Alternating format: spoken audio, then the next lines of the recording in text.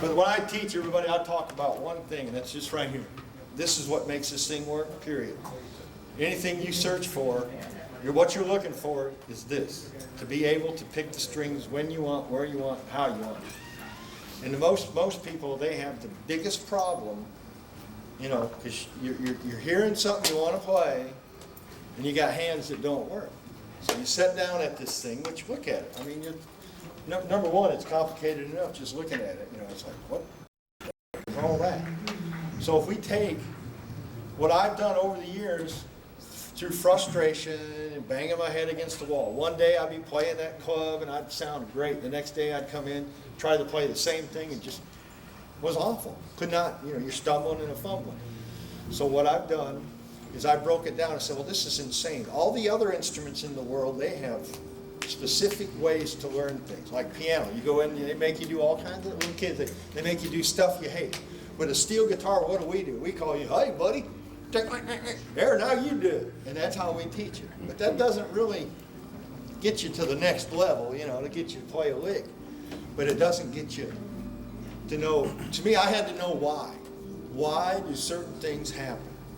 So I started breaking it down, not by, I don't teach you how to play country music. I don't want to teach you how to play any specific type. I want to teach you how to play the steel. The music you choose to play, I don't care. I mean, you can play in a polka band. You can play in a heavy metal, hip hop polka band. I don't care. How'd you know? That's pretty cool. Heavy metal, how do you know? See this guy right here, heavy metal, hip hop polka. Yeah. Well, that's a side, isn't it? Oompa with a little distortion. But if you stop and think, what makes a steel guitar work? The human body. So I said, well, what do I need to work on to specifically get at what I need to know? And, right, because I know how you guys all practice. You sit around, fumbling around, playing mistakes, and then finally you'll get one little passage right. Well, that ain't no lie. Right? I mean, you bang your head against the lick. You're banging your head against mistakes, right? And just, and you persevere. They say, well, don't give, it takes practice. So you're just practicing mistakes. So what I've done over the years is I've broken the right hand down. If you ever look at my videos when I teach it, I start with video number 1, the right hand. Video number 2 is the left hand. And I mean, when I work on my right hand, I've been playing for 42 years, and I still, to this day, will go to start with the basic. The thumb. I'll set the foot there and just work the thumb. And I'll work it across the strings. Now, what I mean by that is simply, if I take my thumb pick here, put it on my finger, and I pick a string, and I go across the strings with it, just going from string to string.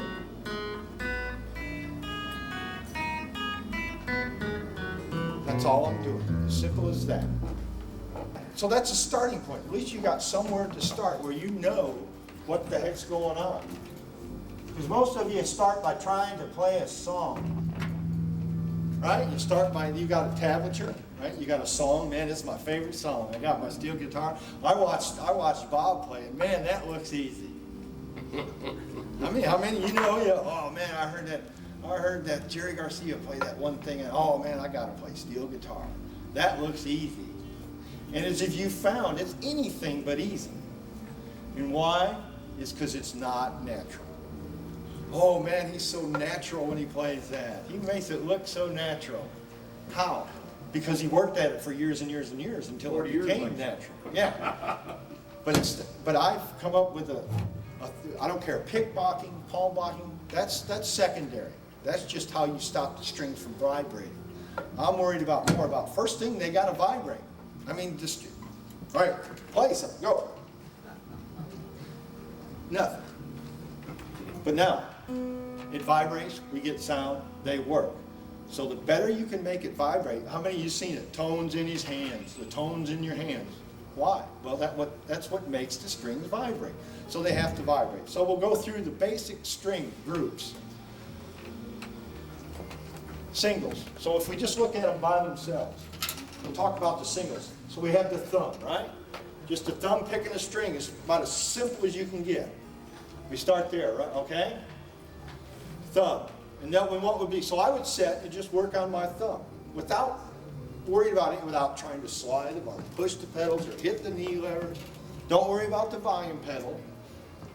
Because what happens is you sit down and you got 13 things going at once. You got your knees going like this, you're sliding the bar, you're picking the strings, you know, and make one little bitty mistake in any one of the 13 parameters we have going on that particular lick. What happens? Mistake. And you call that practice. So what do? You start, go back to the beginning. Okay, here we go. Mistake. Oh, do it again. Which is like, you know, that's pretty good, but how many would like a surgeon trained that way? You know, when he gets up to his 99th patient, he ought to have this one. And you're 97, don't feel bad, you know. You see what I'm saying? It's all about your body and defining it. And you can set, when I started practicing this way, my playing got exponentially better and faster. I quit worrying about licks. I quit worrying about songs. Because if I can teach you how to learn one song, how to learn it, what it does, how to learn the chords, then you can learn any song. It's just you learn it once and you apply it to all songs. So we have the basic one. We have a thumb. What would be next? If we're using 3 picks, we'd learn our first finger. And our next would be what? Our second finger. So I would set and go thumb, thumb, thumb, thumb, 1, 1, 1, 1, 2, 2, 2. Now I'll do it different ways. I will pick block it and I'll palm block it, just so you can show you. But here, I'm just going to I'm on strings 8, 7, and 6. So if I pick 8 with my thumb, pretty simple. So, but I learned to do that. And before, if you're going and having a hard time, why learn this or this if you can't do this? So I would sit there without moving, just thumb over and over until I got it smooth. Slow it, faster.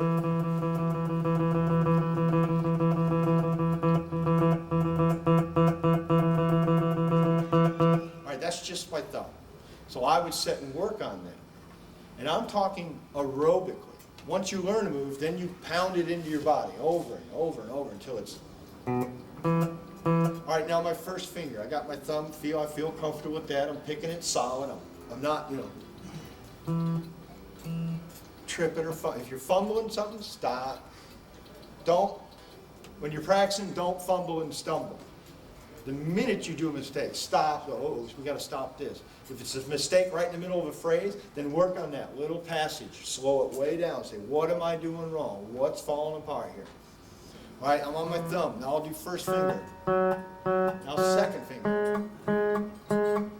All right, those are all my singles, right? I've learned to pick each individual one. And to me, 99% of the players in this room start every lick you play with your thumb. Did you know that? You don't even know that. You start it with your thumb. I start with any lick with any finger in any direction because I've trained it. You're relying on what technique you have. So you might have a little amount of technique or a lot, depending on where you are in your playing skills. I don't know. You call yourself an amateur. Exactly. All right. I don't know how long you've been playing. 10 years. Probably. 10 years. But not. No matter how long you've been playing, you rely on your hands. You've been up where your hands just weren't working that day. You know, you ever get up, your hands about feels like it's swollen. You know, you slept on it that night. You get up, you can't hardly play. So you know how important your body is. So I got my right hand. Singles, you get it. So what I did then, I said, well, I'm going to learn groups of 2. So I learned to pick just thumb and 1 together. Now I'm pick blocking, so if I was palm blocking that, and when I'm doing the same thing over and over, you don't have to block. See, I got my hand down here now, blocking the strings, but as I play, I can rotate my hand, watch this hand rotate as we play. I'm doing this. I'm taking this off the thing. Standard way to play is put your hand like that, like you're going to do a karate chop, and then curl your fingers down like that, so you got this nice little round thing. That's the way they teach you. But if everybody can look at, if you can see my hand, get in a position. What I'm talking about is to pick a string. If you're coming up and going down with your hand and hitting it, you're working too hard. Because your fingers can do it by just that little move. You can pick a string with that much energy. Right there. But if you're going, then that's when you run into problems. Because you see, how many of you have seen the people who are sitting there?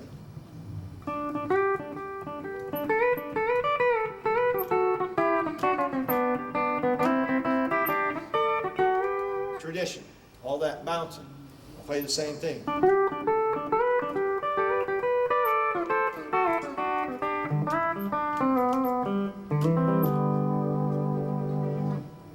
So minimize your movements, little bitty movements. All right, that was palm block and then pick block.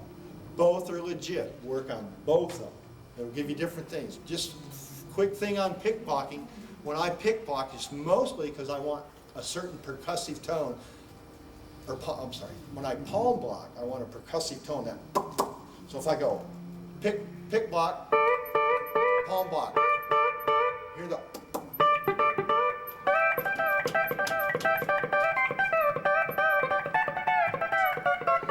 Here's a pop, pop, pop, popping. Oh, do it. That's just the picks. I can't get that popping sound like Rocky Top.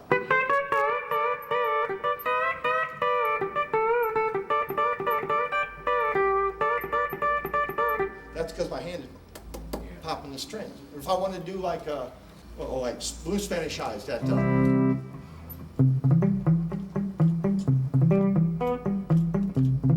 I'm literally laying on my hand on the strings to do that. So if I did that with my hand in the air, I can't get that popping sound, can I? So there's different ways and positions you can hold your hands, and there is not just one way to conquer this beast. So if you've been thinking, well, I do things different, I guess I'm wrong. Well, maybe not wrong, different. The only thing I'll say, if you're making a lot of movement to play a little bitty note, stop and think about it. How are you going to get that? How are you going to get faster? You're not. So let's go through. We got groups of one right here, right? Thumb by itself, one by itself. So if we did groups of two, would be what?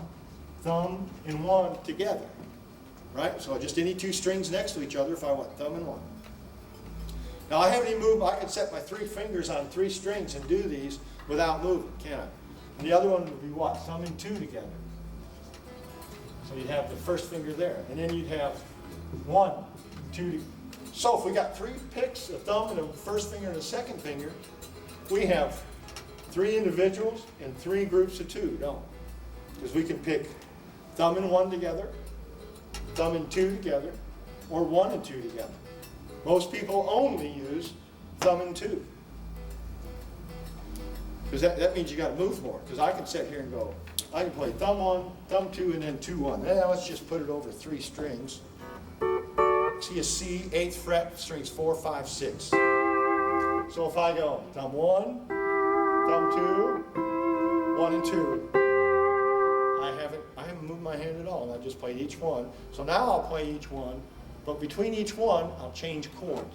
So here, I'll play C, F, and G. So I'll play 1, 4, and 5 over each one. All I'm going to do is change my pedals. So now I go.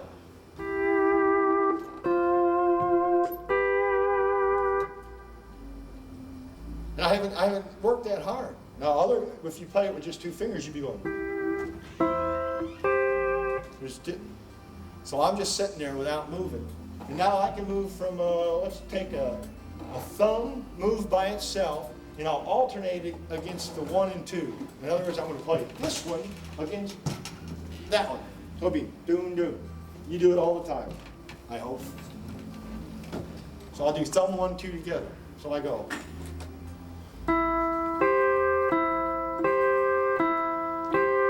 How many know when I say the triads on your E9th neck? What I mean by that are these. How many know the triads? You know those? Do you know those? Now, those,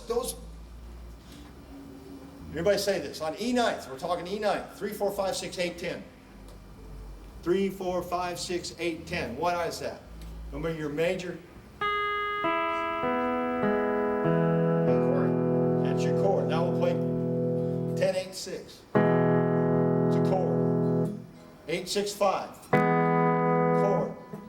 4, 5, 6. Chord. 3, 4, 5. Chord. Drill to do it over and over. over and over. If you think you got it, okay, now you work on it.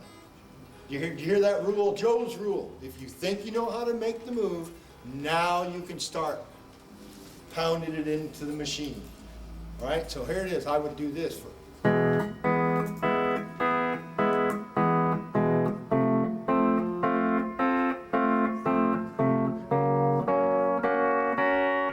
that's letting them all ring. I'm not blocking. I'm just picking them and going to the next one. I'll block them slowly.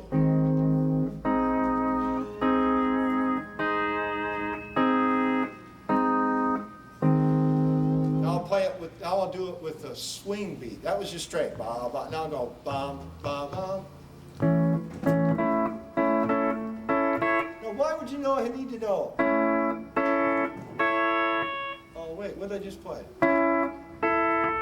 Oh!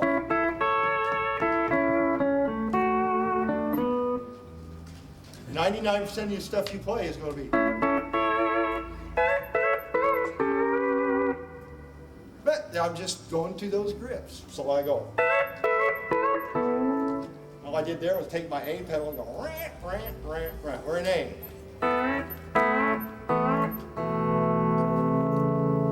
First, I had to be able to go to those grips. Now, I hear guys say, oh, I know those. You know where they are. That's one thing. But just on the green. Actually executing is the key. Knowing where it is one thing. Because we can call up Excel here. Boom, I got your E9th pattern. There's where all the notes are. Okay, you know where the notes are, play me some. Hey, them are all the notes. That's the key of C on the E9th neck. Ones are C's, twos are D's. What do the numbers represent in the interior? It's called intervals. It's called the scale. I'll get to this. I'm just bringing this up. I'm going to go into this a little more, so don't get too. In fact, I'm going to hide it from you. I see that glassy eye of yours.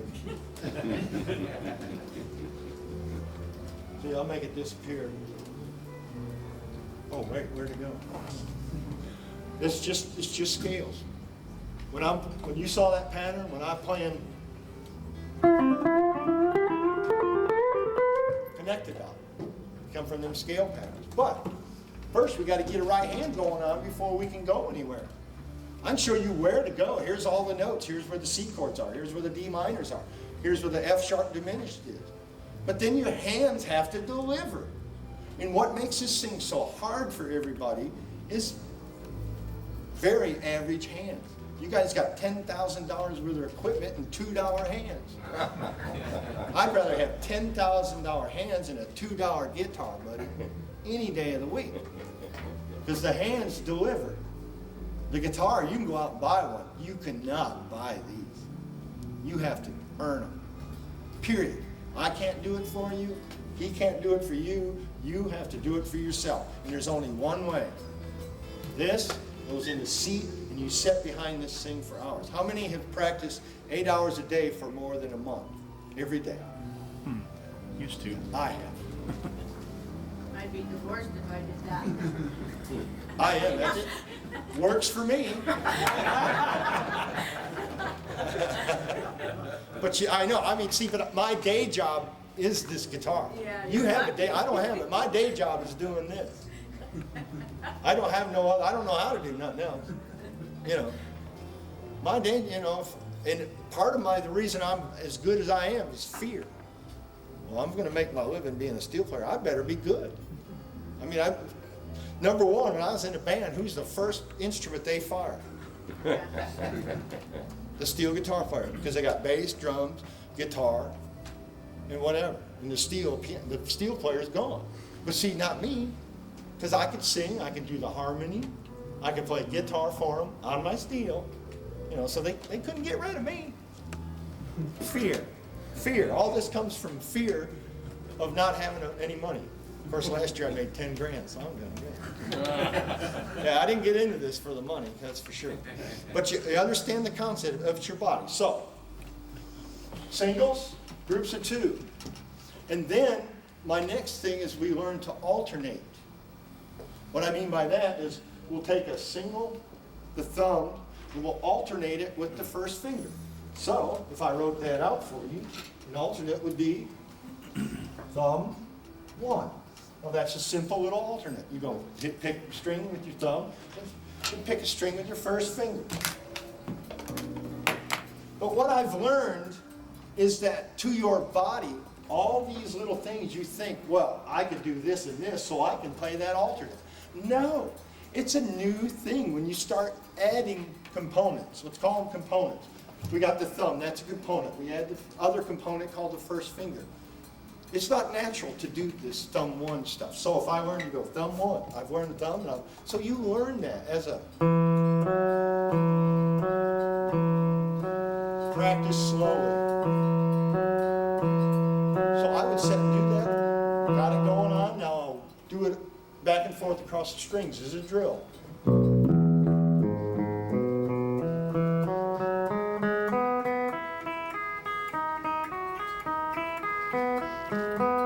If I did a drill and made a mistake, I had to start it over. That was a rule too. So I made it hard on myself as I could. Oh, and I didn't bring the wrist weights and ankle weights that I'd wear while I was doing them 8 hours a day either. So with weights on. So everything was harder. So I made it as difficult as possible. But that's why I hold my hand up. But that's just where the control comes. Hours and hours and hours and hours and over and over and over and over. When you think you know it, then what do? You really start working on getting it in your body. Because I mean, if you guys want songs to play, I'll go out and buy you some tablature. We got about every song that's ever been played somewhere in this room. Somebody has their arrangement tabbed out for you. We can buy that, and you can't play it. Right? I mean, that's what I'm trying to get at. I mean, you can go buy the tablature. This is how Bob played this song, or Fred. But then if you don't have the hands or the tools to actually play it, and you set it up in front of you, you're just sitting there spinning your wheels. And where do I learn this? The hard way. I've practiced, what was it? I'm putting on my makeup. I'm putting on the one who really loves. I'd work on that steel part with the tape, back it up over and over and over and over and over and over and over. Over and over, just to learn a specific part. It's harder for me to learn, just so y'all know, it's hard for me to learn somebody else's what they play, to figure it out. I can sit down and play you something so close to it, so fast, and I can take his part and play you 100 different ways, but to actually play exactly what somebody else played is hard. It is. It's hard to figure out. Lloyd Green, both of us, we sit around scratching our heads, well, how do you do that? You know, and then we'll come up with stuff that's just out of sight, but that's just letting yourself flow. Just like Emmons, great player. I do not feel what he plays. I love to hear it, but I would not play the same thing. Just like you wouldn't either. You know, you wouldn't, you just, if you play your heart, you can't. On another thing, to deliver your heart, to deliver just what you feel like playing, my body's trained to deliver. I like that. Trained to deliver. Trained to deliver. Alternates. Every move has an opposite move. What's the opposite of thumb 1? One thumb. Thank you.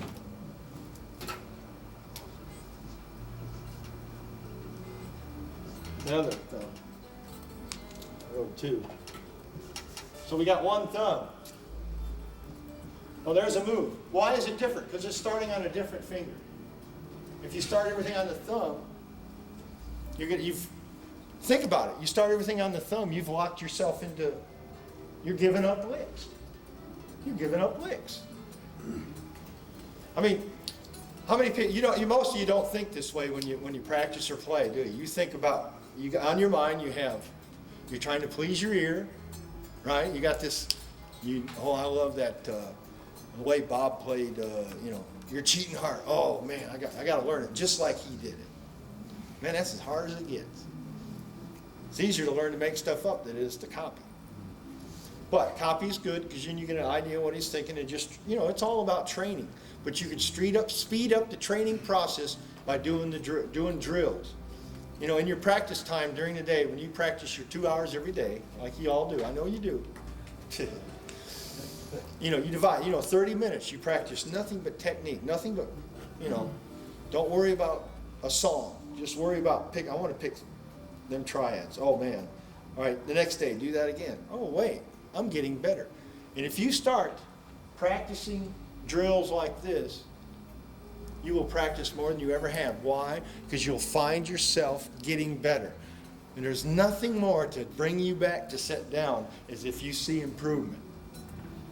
Right? I mean, you see improvement, you're going like, oh wait, maybe I can do this. Man, that'll bring you. But if you're like sitting there hammering and frustrated like it's crazy, where does this spend most of the time? Underneath the bed? Right? In the No, case. it's they set up. Right. What do you cover it up with? Right? It stays covered. I got it covered up when I don't play, you know. You know what I mean, though. I mean, Yeah. but if you're seeing improvement, it's already got you hooked. You're in this room because you're already hooked. I know the feeling. I was hooked at 7 years old. What do you want to play? I want to play one of those. Boy, what was I thinking? I pointed to a triple neck Fender, String Master. I got pictures. I have of my instructor and his band. My stepdad played in his band. They all had the little vest on and the cowboy top. You know, what are them? Rumbles. No, God, not rough. They used to wear them years ago, all bands did. Don't be telling people that. Don't be telling Now they people. go on stage in pajamas, you know, they don't care. Look at me, I don't wear anything. But yeah, it's training more so than working on the licks. The licks are all part of these little moves. I'm showing you all the moves that you use to make up the licks you want to play. But you're working them from the top down. Here's the lick. Here's the basics down here, and you're trying to develop your basics while working on something that somebody's played for 20 years has already done. I showed John Huey this stuff about all my moves. He goes, man, I wish I had that when I started. But but this is all, we've all handed this down. The steel guitar, as we stand here in 2006, has been handed down. The pedal steel since what, 1950, when slowly was played. So we're new as far as instruments go. But the good old boy teaching, you show him a lick, he shows you a lick, only take you so far. Yeah. To get the steel into our next level, we're a yeehaw machine to the world. That's what we are. Why do they take the steel off a record? Because they don't want it to sound country. Now I can play it and they won't know it, it won't sound country, but that's what their mindset is. It's a yeehaw machine. You play yeehaw. If I walk into a music store anywhere in America, I'll play steel guitar. And immediately, even though I look like this, I'm a yeehaw, yeehaw, Even though I can play polkas, I can play heavy metal, hip hop, I don't care. It don't matter to Joe. I'm not musically prejudiced, unless they don't pay me very much. All right, we got thumb in 1, thumb in 2. So let's go, next I'll just do thumb 2 alternate. Now there's different ways of doing this. I'll do these and I'll keep all my fingers on the string. So when I play this thumb 2, my first finger would set on that string and not move. Or I can bring it up. I don't have to teach you guys and gals how to bring your hand up. I see it, you all do that. I have to teach you how to keep it down there, close to your work. So, thumb 2, what's the opposite? 2 thumb. Now, I'm doing this on any 3 adjacent strings, so, let's see, let me think of something. So if I take my, let me just go through the other, thumb 1 thumb, thumb 2, and then we have 1, 2, alternate, and 2, 1. So that pretty much did all the alternates of the singles group, right? We took our singles, and then we added, here's our, in unison, 2 notes at a time, and now over here we started with our alternates. Right? Any questions? Comments? Criticism? Oh, darn. Okay, so now, Joe, you Where are use you? an Yeah, extra right. pick, because you use 3 finger picks, so you have an alternate like with. oh yeah, I exponentially, I'm just teaching y'all the thumb 1, 2. Yeah. So, in other words, I have my first video is called Secrets of the Right Hand, and it's 32 moves. It's these moves. But if I'm just talking about thumb 1 and 2, so I got that group of 3. I practice this because I have the extra pick. I have the 3 up here. So I have this set of 3. I have thumb 1 and 2. That's a set of 3. I work on all these drills. So I do individuals, And then I have thumb, 2, 3. I apply all the alternates and all of the moves to that group of 3. So my hand is so, I don't even get to use 90% of what my hand can do. Like playing country, you only need about 7 or 8 moves. Did I say that? Mathematically, I'm telling you, see, I'm not thinking musically. I'm thinking mathematically and movements. Movements, generic movements, don't care, music don't matter. Tuning of the guitar does not matter. To me, it don't matter. We can study it, I can call up that thing, that spreadsheet, and you can say, well, what's your tuning? And I can plug it in there and show you where your scales are on that guitar. That don't matter. A string's a string. So I got that group of 2. Let's see, and I got thumb, 1, 3, and 1, 2, 3. So I got those. If I'm using 4 picks, I have 4 groups of 3 to work on. So you all work on this. You applied my 32 moves to those thumb 1 and 2. I have worked my 32 moves into that group of 3, that group of 3, and that group of 3. In other words, I can take my thumb pick off Saturday night when I play and play my whole show with these 3 fingers if I want to, but I don't want to. I would play with Charlie Pride, and we'd play the same songs, the same licks over. So I would sit and play the show. I'd take my thumb pick off to make it challenging and play with these 3 fingers. And I'm talking like a Kissing an Angel, bam, bam, bam, bam, bam, and Kalijah, that Paul Bocking thing that Lloyd did it with those 3 fingers.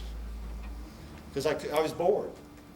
I've been practicing so much, it was like to play the show with these 3 fingers was so easy. It was like, when you're doing the show and staring off into space. So I make it harder and just work on others. Now, that's when you want to take it to the next level. You can get goofy with it. But now we've worked on singles and double stops, I call them, just like a fiddle, you're playing 2 notes at a time. And these are the alternates. So now I can learn, now there's another group of alternates.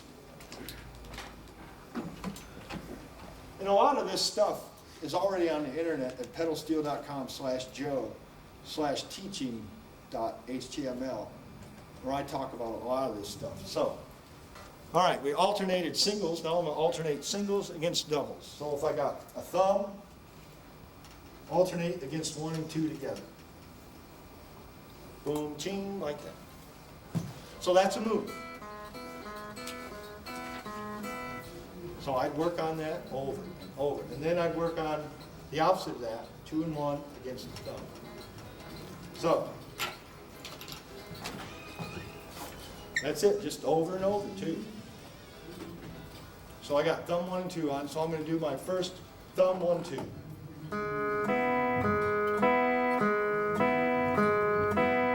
Pretty mundane, pretty simple. Now I'll do the other one, 2, 1, thumb. I'm on strings 4 and 5 just for your reference. The other one.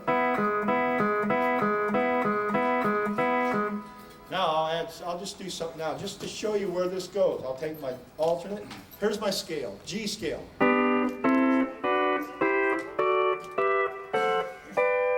Right? Simple enough. Thumb 1.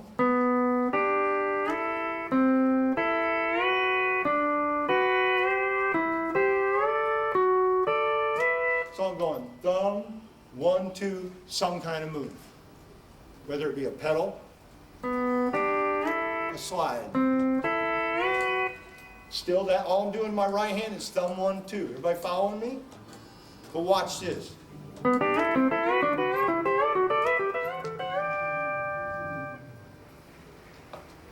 So what did I combine? A major scale in triads with a thumb, 1, 2, and then a move. I played connect the scale. How's that sound?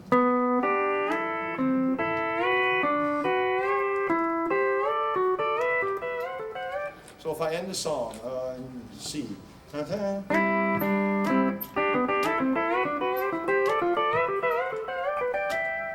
See the potential. But first, before I can show you where the notes are, you have to have, it's so important to have the tools to deliver the notes, because then practice is not stumbling. It's actually practicing. And never go to a band practice. You tell them you're going to rehearse. You practice at home, get ready, then you come to rehearsal. I don't practice with a band. You practice. If you need to practice, go home. When you're ready to rehearse, come show up and we'll play the song. I just thought I'd throw that in. All right, here's our alternates, thumb 1, thumb 2. So we'll move on. It's just, all my playing is just logically thinking, well, what's next? And building on the technique. So we got thumb and 1 together. So we'll take that move, that move. Here's one of my favorites. 2 and thumb alternate against the first finger. So it'll be these two together, alternating here. So we ding, dong, ding, dong, ding. It's hard. But there's licks that I can show you to play using that move. And then the opposite. I'll just write them on out. Thumb 1 against 2. Show you got it right. Thumb 1 against 2, and 2 against thumb 1. Now, see how it progresses? Each one's getting more and more involved. Any questions? Thumb 1, 2 alternate. Thumb 2, 1 against the thumb alternate. No questions, great. Thumb 2 together against the first finger. That's hard. That's hard. Now, and when I play thumb and 2, 1 does not move, it stays on the string. Keep it down. And when I play 2 and thumb, the 1 goes back down. Yowza. 1 against thumb and 2, thumb and 1 together against 2, and 2 and 1. Now there's my alternates.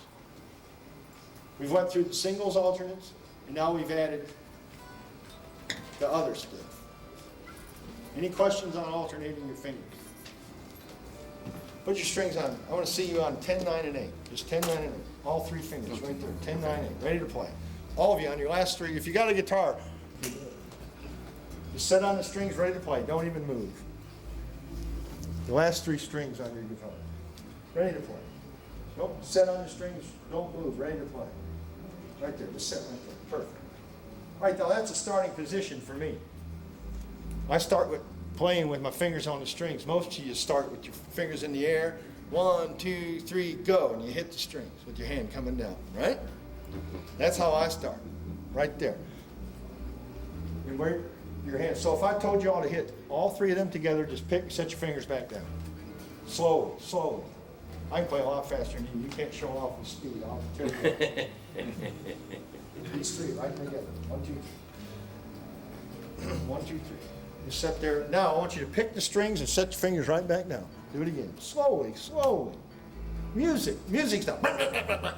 It's ba, ba, ba, ba. You got to play ba, ba. Because when you play ba, ba, ba, ba, ba, that is just ba, ba faster. The same quality. What I'm talking about is the quality of the note. Most guys, when you play faster, start to play crap. Here's Joe's rule. If you can't play it slowly, I don't know, I'm talking about if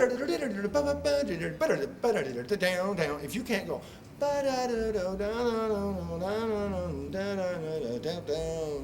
slowly and then speed that up, then you're really not playing it fast. You're just playing a bunch of gibberish.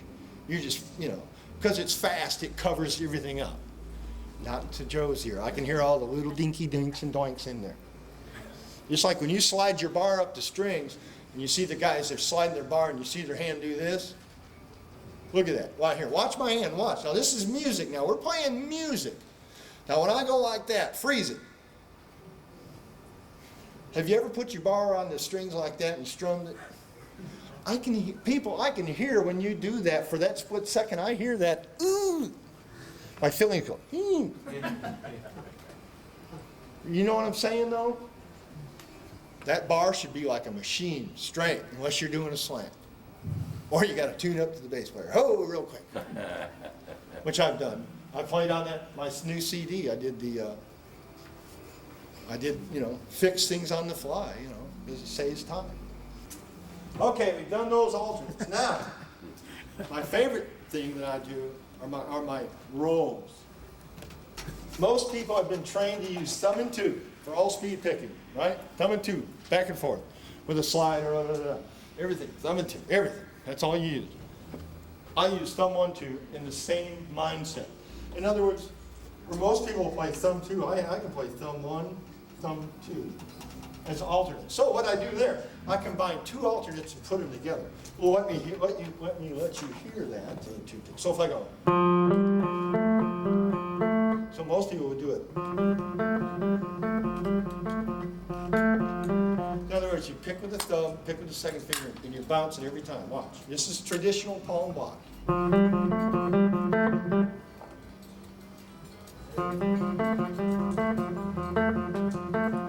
Bring your chair. Get up here.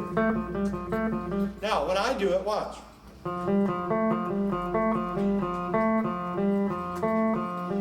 So it's thumb 1, thumb 2. I'll do the opposite. 2 thumb. There's so many different ones. I can go 2 thumb, 2 thumb, 1 thumb. Now let me try and do that with just my thumb and 2. So if I'm going, I'll play a little lick.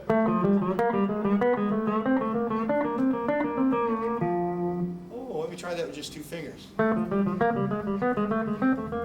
I can do it, but see how hard I'm working? This is pick versus palm. And when I'm playing these fast licks, palm blocking, unless I want that percussive, my hand being down there, I don't need to make all the extra movements. Watch. Up to tempo, 1, 2, 1, 2, 3, 4.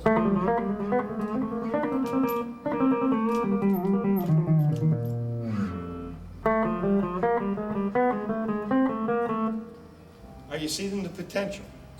So I want to see you guys, guys and gals with guitars, here's a drill I want you all to do. I want you to take on your bottom 3 strings, 10, 9, 8 if you got 10, most I see are 10 strings. And I want you to just go, pick those 3, and set your hand back down. Now move up to the next grip. What do I mean by the next grip? So if you're on 10, 9, and 8, and you got it. Here's an easy way for you all to remember. I don't want you to think music. I want you to think movement. So when I talk about a movement in a grip, I will say the position equals the string your thumb is on for the thumb. So if you put your thumb on the 10th string, your right hand is in the 10th position. All right? So now my next thing is the grip. So I want to control your right hand. I want to tell you what to play.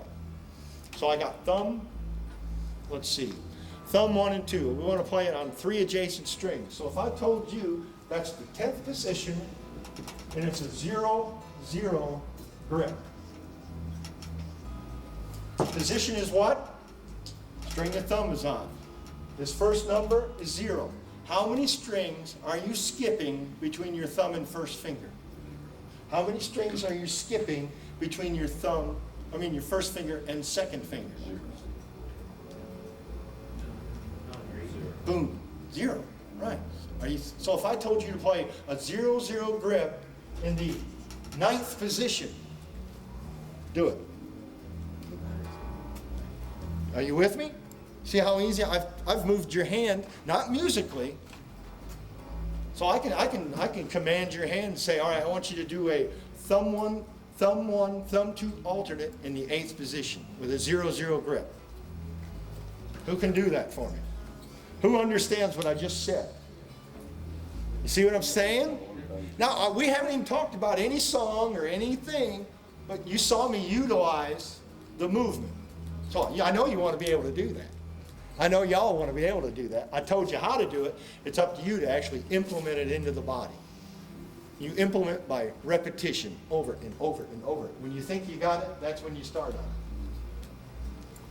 I'll say that till I. And if you come to my seminar again, you ask Clayton, we will go over this right-hand stuff until I see everybody in the room do it. And then I'll show you how to exploit that. But I can't teach anybody how to exploit it. I can't show you what all them scales do and how to connect it if you can't make the movements. We're wasting time. Everybody's time, mine and yours. If you don't train your hands, you can't play this guitar. Simple as that. What do they call that guitar without a person sitting next to it?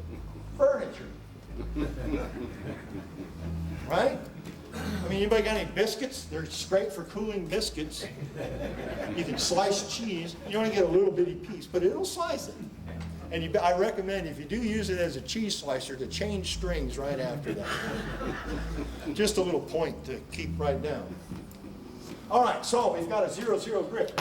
So if I told you I want you in the 10th position and play a 1-1 grip, everybody think this, you people out there are thinking it through. 1-1 grip in the 10th position on an E9th tuning. You do it all the time. You're playing 10, 8, and 6, aren't you?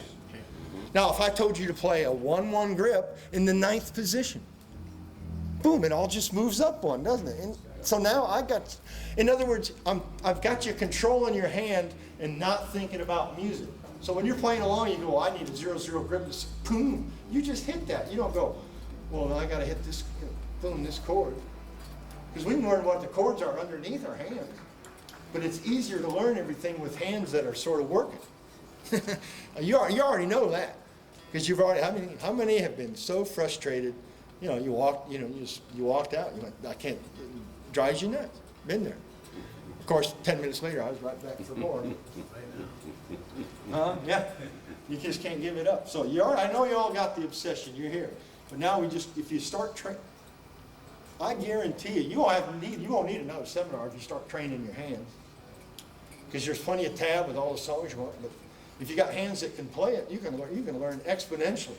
Boom. Everything you want to do. What does that pedal do on this guitar? Well, it takes your hands to even learn that. Because I can show you what all the pedals are. On an E9th tuning, we all have standard pedals. We got 3, 4 pedals, right? What do we call them? A pedal, D pedal, and the C pedal. Where did that come from? So in other words, if I push the A pedal, I get an A chord, right? Is that how it works? Huh? Part of it. Or the B pedal. The B pedal's for the B chord, right? And the C pedal's for the C chord. Is that how it works? Right? Isn't that what you think? Most beginners, oh, A pedal, oh, I get an A chord. Gotcha. All right. No. All the pedals is when the guy wrote out his first pedal chart ever. This pedal does this. He wrote first pedal A, B, C, and he wrote his 3 pedals out. That's how you got A, B, C. Simple as that. Just like the D pedal was the first knee lever. I don't call that knee lever that flats the E's the D lever like Jeff Newman did. But that's why it was a D lever, because it was in order. Joe, Sir. what do 90% of the steel players call the D pedal, what Jeff called the E pedal? They call it E flat pedal or E pedal, or what do they call it? I call it the E lever. It flats my E's. Yes. That's why I have an F lever that raises. Yeah. It just makes more sense. But if I told you this on your E9th guitar, if I said this A pedal that raises 5 and 10, if I called that let's call that the 5-10 pedal. Let's call the middle one, the B pedal, the 3-6 pedal. Oh, it makes sense, right? It's what it's doing. If I said 48 negative, a 48 negative knee lever, what would that be? 48, 4 and 8 negative, flat your E's, 4, 8 positive. That makes sense. Because you know what? That 3-6 pedal on that guitar is not going to change unless you get underneath and rewire it. And I don't think you're the type. Right? I mean, it's going to be 3, but if you're beginning and thinking A pedal, B pedal, C pedal, but if I said 5-10 pedal, makes sense, doesn't it? For a beginner in the brain.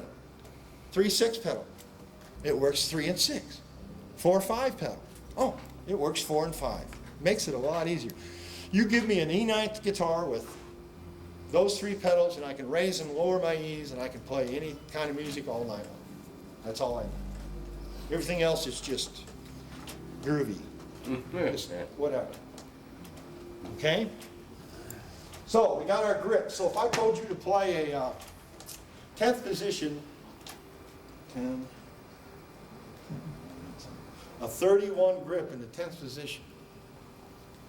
In other words, I want you to play strings 10, 6, and 4. Let me play it. Let's hear about it. All it is expand the. All I did was take the 5th string, move it down to the 10th, open up the grip.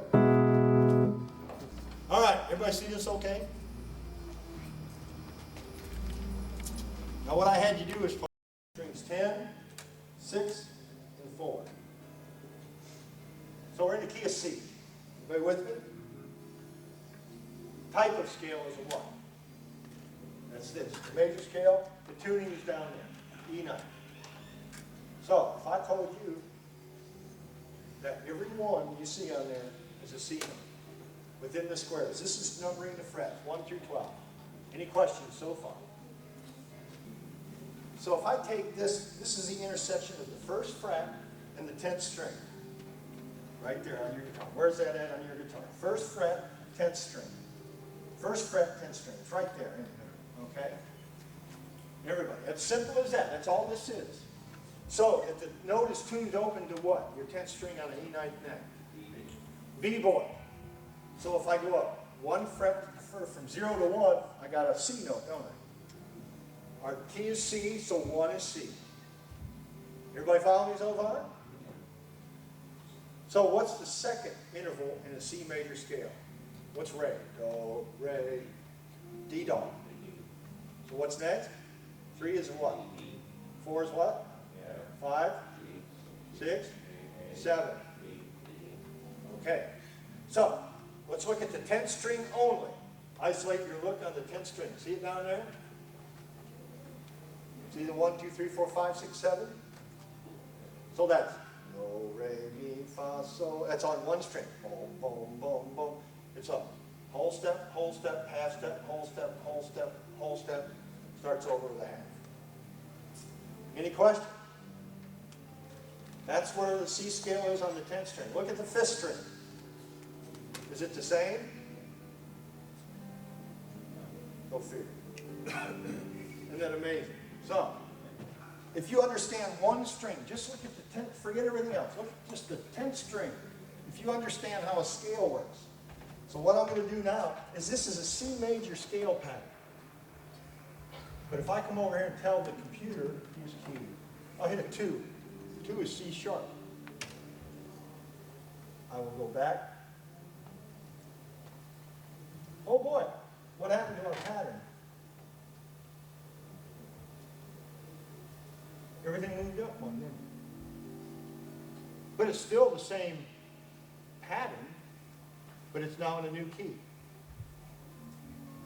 Because the intervals are neutral. All you need to know is where 1 is, and then 2, so C sharp to D sharp. But let's go back to my favorite key and your favorite key, C. Oh, I go up here, put a 1 back in that little box, and now it switches back to the key of C. Now we have the 10th string. Now, that is tuned to a B, so we have that certain pattern. What depends, the pattern depends on what the note is tuned to. So, if I take our next, first string is tuned to what on an E9 tuning? What's the note? First string. All right, here's your number 1 rule. This should be spit out, there should be no thought involved, F sharp. Know your notes, know your notes. At least know the tuning. The thing with this instrument is to give yourself 6 months at a time and evaluate. Don't evaluate yourself day to day. On what you learn and what is going on. Because if you try to evaluate yourself day to day, then because I'm not getting good, I quit. 6 months. Oh, now where am I? Oh, I'm seeing improvement. And there's nothing better than sitting down and seeing improvement day to day. Man, you'll practice like a mad dog. You call in sick. Can't be there. Gotta practice. Which is, and if you really want to get good, people say, Joe, well, how do I get good? Quit your day job. Start doing it for a living. You'll get good one way or another. That's what it takes. That's what it takes. If you want to get where you want to be, everybody wants to be a different level. I mean, you might just want to play in church. You might want to play on a rock and roll band every Friday night or Saturday night. You might want to just play in your bedroom. I don't care. All of you it takes the same. It takes your body movements. It takes dedication on this instrument like you've never, like no other. And when you hear the guys play on the main stage, the degree that they've worked on it is just astronomical. It's not. It just didn't happen. There's not one natural player on the planet. There is not one natural steel player on this planet. It is all acquired learning. Period. Emmons, Green, name it. Jimmy Day, it wasn't natural. Look at this thing. This ain't natural. If you want natural, get up and go to the bathroom. That's natural. I mean, this is hard. You cannot pick anything more difficult, more mind-boggling. If you want, I'll take you through scales and it'll just blow your mind. Another thing about scales, the more flats and sharps you see on it, that's the farther outside the music goes. In fact, that's all you need to know. This is our major scale. This is what 95% of the songs you hear today is using this scale. Might change keys, but learn it all in C and learn to transpose. So, we've got our grip. So when I told you to take, let's go to the 8th fret on this guitar, on this scale chart. 8th fret, we know 8th fret, the key of C real well, don't we? But why does it work there? Well, let's talk about our grip. This right here is where we're talking about. All right, that line right there. See where we are? That's what we're talking about. See the 5? The 9th string, there's nothing there. What note would that be in C? On this 9th string. If you're in the key of C, let's just figure it out. It's easy. If 7's a what? B flat. Yeah, 7's a B. The note down from it in the square would be a B flat. So, what's the note right there in that box? It's a 1 sharp in the key of C. So what is it? C sharp. A D flat. All the squares on this thing right here that are empty on a piano are the black notes. It's an F sharp pentatonic, just in case you're wondering. The notes that you don't. Say that again now. The black notes. All the keys that are filled in, the 1, 2, 3, 4, 5, 6, 7, in the key of C, are the white keys on a piano. The blank squares in the key of C on this chart will be the black keys. Will be a C sharp, a D sharp, F sharp, a B flat. It's all the flat notes. To me, this is a new tune. I can hold down my A and B pedal and not release them and play. It's an A6. Open, it's A6. But now if I go to the 3rd fret and look, well, look what the pedals have done. Have we got a nice 1, 3, 5 there? Are you seeing it? See how it lines them up now? So that's why we have a C chord at the 3rd fret with A, B down. Questions? So where's another good place to find a C chord? Where's our other one? We got 3rd fret, 8th fret, 11. Ooh. So, how do we get it at the 11th fret? We need what? The A pedal, pedal 1, and an E lever. Which one? F. F lever. So I'm going to go to the computer and watch what happens. This is what happens when those are pushed. See, these are all new tunings to me. Every pedal and combinations of pedals in Joe's brain's a new tuning. Because when I started playing, I didn't have any pedal, so I'd have to retune. Well, that's no different. Pushing the pedals like retuning, isn't it? So, I will shut off pedal 2. I'll take it over another notch. And I'll go to knee lever 2. Whoops.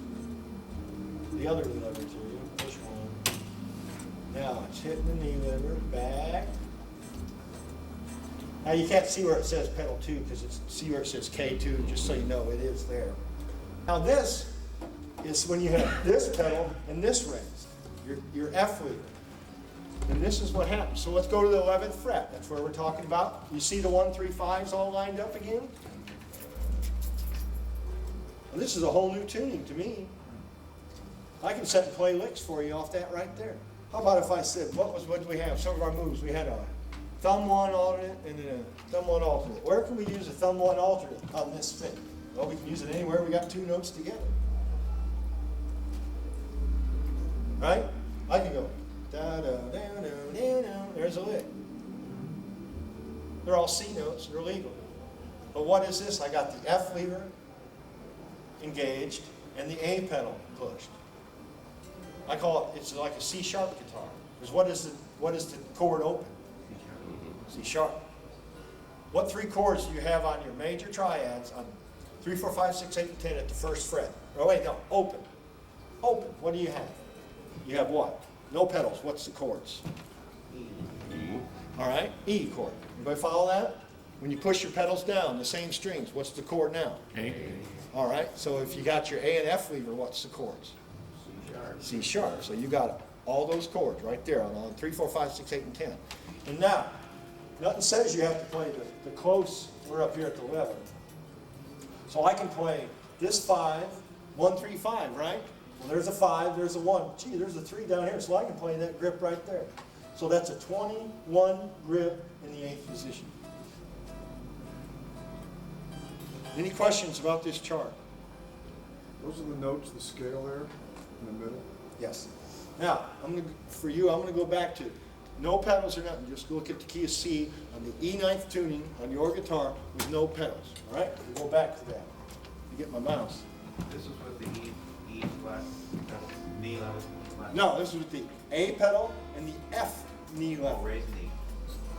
I was trying to show you specifically on this one to show you the 11th fret, what happens. It goes and gets the note. It goes and gets the notes and brings them. That's how we do steel. We bring the notes to the bar, don't we? Start thinking that way.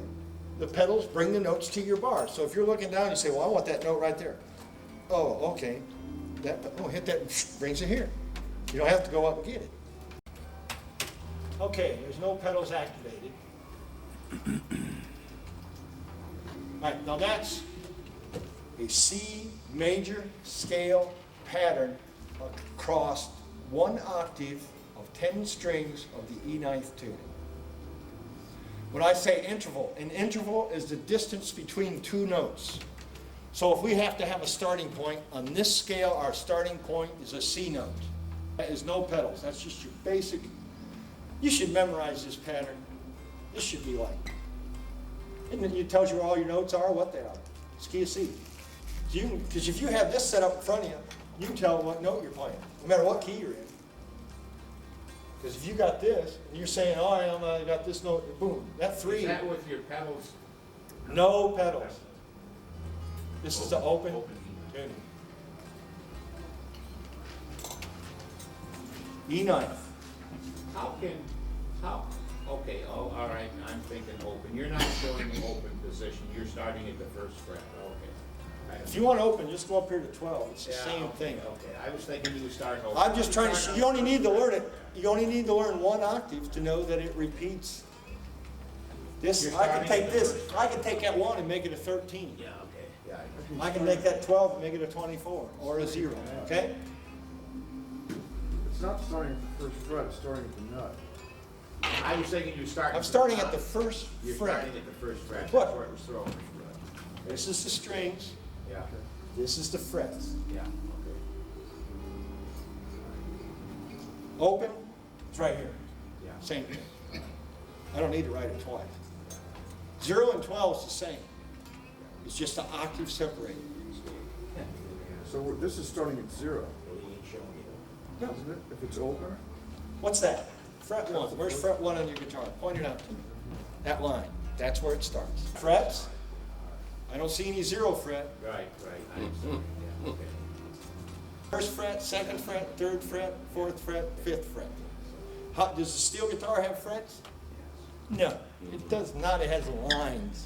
There are no frets on a steel guitar. Remember. Them are just lines. You're not really using. A guitar has frets. Reference points. Yeah, they're just fret lines, I call them. Okay. I like doing that. Just make people go, oh yeah, wait. All right. So now, what I'm talking about at interval, from the first note, from that note, 1 to that note, is C to a D. 1 is C, 2 is a D. All the 2s everywhere is a D. So if I told you on the 5th string, what fret is the D note? There's a D note on every string somewhere. 5th string, where's the D note? What fret? 3. 3. C. So we got to go here. There it is. Very good. So an interval, the difference between the two notes, from a C to a D is a what interval? Second. From a C to an E, this way, this is studying it on the 1 string. We can play on 1 string. We can play everything on one string if you wanted to. But we could study it this way and string to string. So let's look string to string. 1 to 2, there's a natural second interval in it. So if you played those two notes together, that's a second interval. If I played the 8th string, string 8 and 7, it don't sound too cool, does it, by itself? But that's a second, now that's for ear. Now if I played a third interval, well, we love the third interval.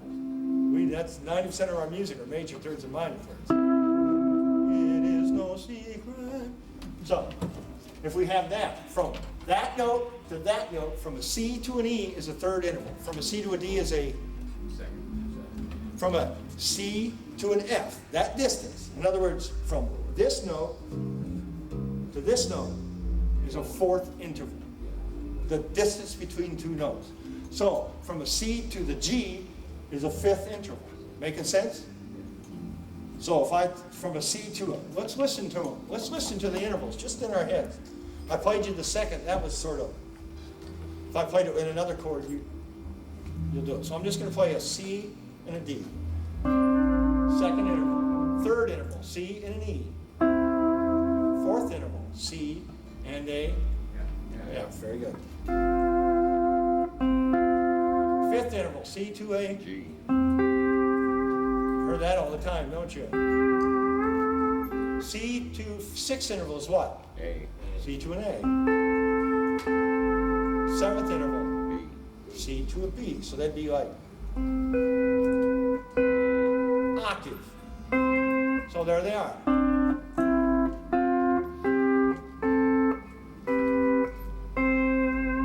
That's all the intervals are. But now, if I said formula, major chord, 1, 3, 5. All in unison, we have a chord. Are you with the intervals now? All right, you see how how I played the 1, 3, and a 5 in unison and made a chord. So if I was to go, I'm going to play that right there, 1, 2, 3, and 5 all together. In other words, I'm going to have that major chord, 1, 3, and 5, and I'm going to do an add 2. Add the second interval. So listen to this chord. This is called an add 2 or add 9. So if I'm just going, that sounds pretty cool. Now if I just played the second interval alone, which is the 1 and 2, strings 8 and 7 at the 8th fret, I'll play the triad, I'll play all 4. Remember the Carpenters? Man, did you ever hear that interval in a Carpenters record? See what I'm saying? Now, we're not going to get into a lot of chord formulas. You got a minor chord, diminished chords. They're all got a formula. In other words, you take intervals and stack them on top of each other. Where do chords come from? Scales. Scales are made up of intervals. I'm going to switch from here. We're going to go back over here. I want to talk about, I was telling you about my rolls. I got 6 rolls that I use. Most players use 2, forward and backwards. But I've expanded that. My first roll is simply a forward roll. Everybody with me? Thumb 1, 2. Ba-da-da. I got it written here. So if I said to play a forward roll on the in the 8th position with a 1-0 grip. So let's go over here to this and talk about that. A forward roll in the 8th position. Are you with me on this? No? All right. You had that. Look. All right. 8th position. You see it? 8th position. Thumbs on 8. All right. Positions 8. The grip is a 1-0. So we skipped 1 string. So we got our thumb here, our first finger here, and our second finger on the 5. We got a what? 1, 3, 5. Now, if I said play a forward roll, all I'm saying is to play. Pick the thumb, set it down, pick the first finger, set it down, and pick the second finger. If I told you to play a triad, that means play all 3 together. But now I want you to play, not a triad, I want you to go da, da, da. That's a forward roll. Thumb 1, 2, over, what was my position? 8, why? My thumb's on the 8th string. Simple as that. If I told you the 7th position, you put your thumb on 7. All right? The grip again, what strings you're skipping.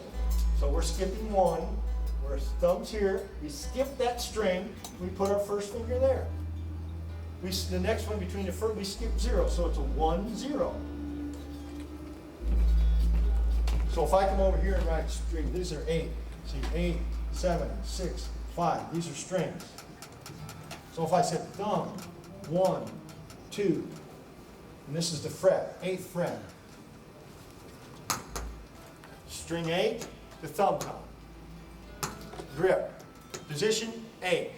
Grip 1, skip 1 string, skip no strings. 1, 0. All right, we have the grips, right?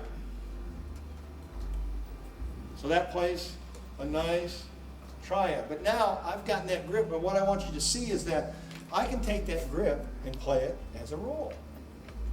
So in other words, I'm going to play that triad as a chord. First as a chord. You got that, right? Now I'm going to say play a forward thumb 1, 2 over the chord. That's all it is. Forward roll over a 1, 0 grip in the 8th position. So I go on the 8th fret. Over and over.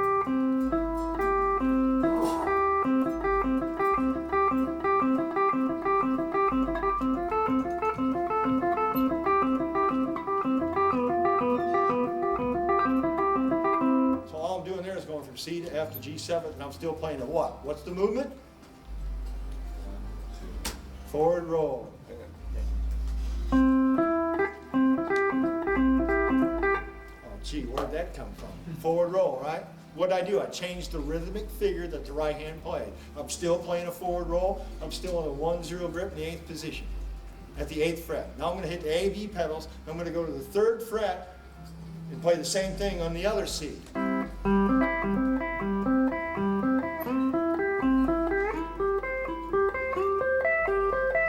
Now that's playing the triads up the neck. Now I'm doing. Okay, what did I just do there? I went here. I went da da da. Then I moved up to my next triad grip and went da da da. I moved up to my next triad grip and went da da da. All was a forward roll, but I just went through the triads with forward rolls. But first, you've got to be able to go to the triads. So that's why you work on this.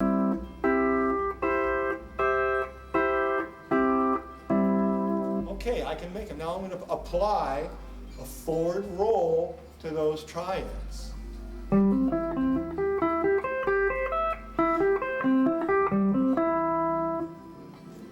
you understand that? Okay. Hey, Joe, is that Sir? the 1, 0 part? Yes. Is that a common? No, that's That's mine. yours. That's mine. I'm trying to get you away from trying to think of what strings, because you're thinking of it musically. You're thinking of a lick that you heard, and you're trying to let your ears control your hands. Ooh, you're in deep trouble, people. It has to work the other way. I mean, all right, here's go, my favorite song. How many here play by ear? Well, put your ear down there and play me something. Right? You do not play with your ears. You listen with your ears and you play with your hands. Right? It's just, you know, we all, I play by ear. Well, you do? Oh. No. You listen with your ears and you play with your hands. Period. Period. It will not change. You're the one that asked. The 1, 0, the grip, you understand? That's mine. I come up, because I'm trying to get you away from the tablature, the learning. You know, if I prepare your hands, the next time you set up a piece of tablature, you just played it, wouldn't that be cool? Rather than fumbling for, I mean, you guys go give me some tablature, bring it back, and I'll play it for you. Because I've tried, you know, I can see, oh, that's that move, that's that move, that's that move. And you guys are working it out and trying to, fumbling it together, which eventually will work. About 10 times as long.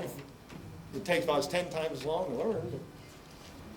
Okay, so we got the forward roll. Any questions on the forward roll? Remember, the forward roll will apply to any position. If I said play strings 10, 6, and 4. There's a chord. What? I can still go. Still forward roll, isn't it? Just a wide grip. My hand's open, the pick's in.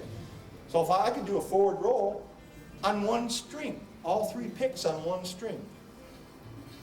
It's still a forward roll. You start What's the definition of a forward roll? right there, thumb 1, 2. I'm rolling my fingers forward. Yeah, forward. Backward roll would be 2, 1 thumb. So if I played forward, listen, backward. Forward roll across the strings. I've practiced this a million times.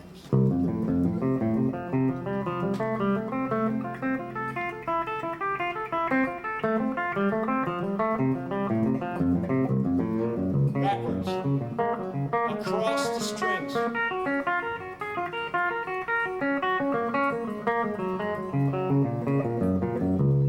All right, now we've done it forward. I'll write out the backwards. You see what I just did? I drilled it across the strings a couple times. Because it's easy to sit in one spot and do this. Okay, now move.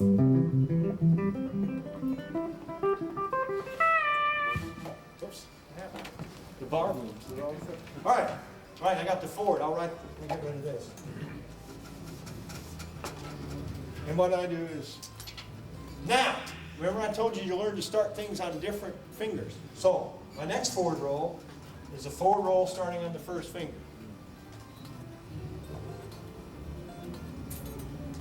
One, two, thumb. Do-do-do. And then the next one be forward roll starting on the second finger. Now, you're thinking, well, golly, gee, that's just a lot of the same. But when your body starts it on a new finger, it's a new move. Because how many can just sit down and play that across the strings right now? You've worked on it, haven't you? If you wasn't there, you had to what? Your book, You had a technical pro- bundles. Technique bundle, all right, it's all in there. But it's a matter, you had to program it in. Now it's there though. Yeah. And you can say, oh, and utilize it. It's like magic, isn't it? When you went, oh my. Now if I said forward, I'm gonna do this one across my triad. You understand when I say triads? I mean this. Forward roll on the triads was. Now I'll do the next one, 1, 2 thumb across the triads. Different music, isn't it? Now I'll do the next one, 2 thumb 1 across the triads.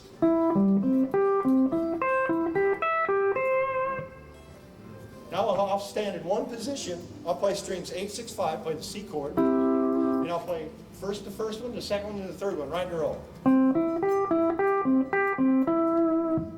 That was one, the other, then the next one.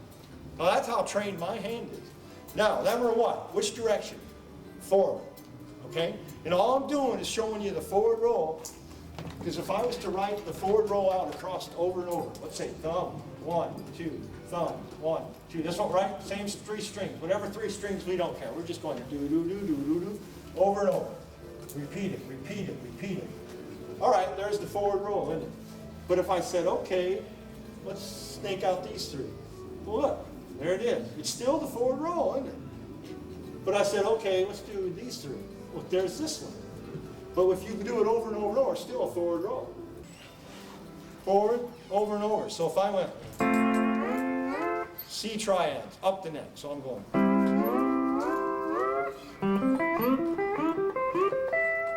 Next one. Next one. That was just each of the 3 applied to. Pardon? I said to try it. Yeah. I'm just going up the. Most we just play.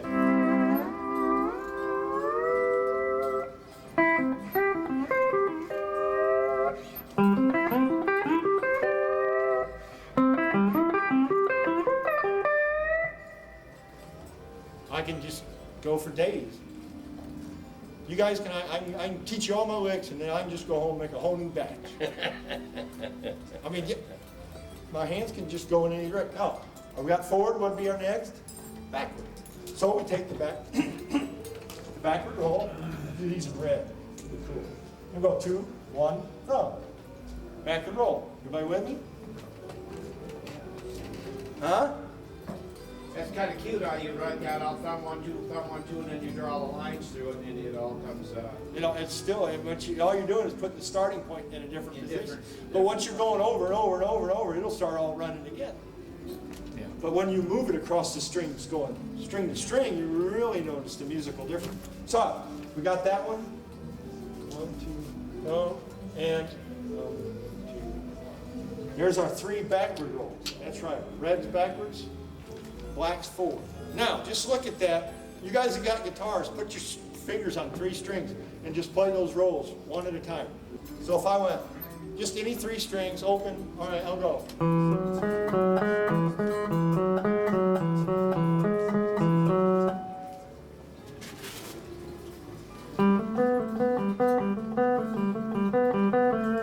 So my hand has these at my disposal, on call at any given moment.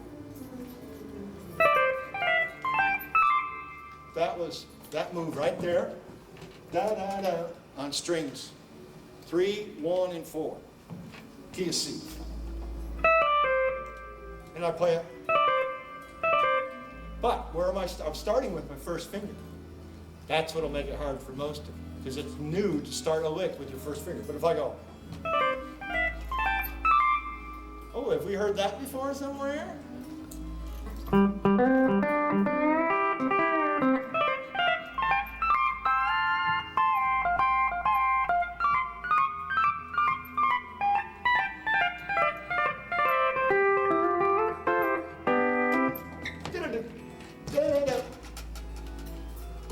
On strings 3, 1, and 4.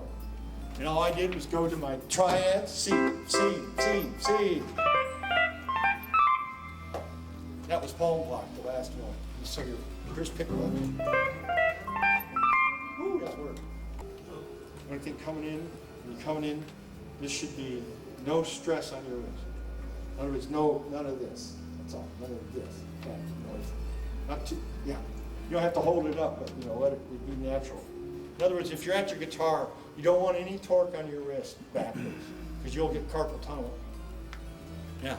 Well, I want to make sure I understand this. That is a 0, 1 grip. Oh, no. This is just written out with no real, 0, grip. It applies to any grip. No, I understand that. Well, Yeah. that Oh, what I just did would be a 0, 1 grip, correct, in the 4th position. Yes, sir. Very good. Did-it. All right, now these rolls, Which roll were you just doing? the one I just did on the did-it was this one here. It's 1, 2, thumb. On strings 3, and you pick 3 first, and you pick string 1, and you pick string 4.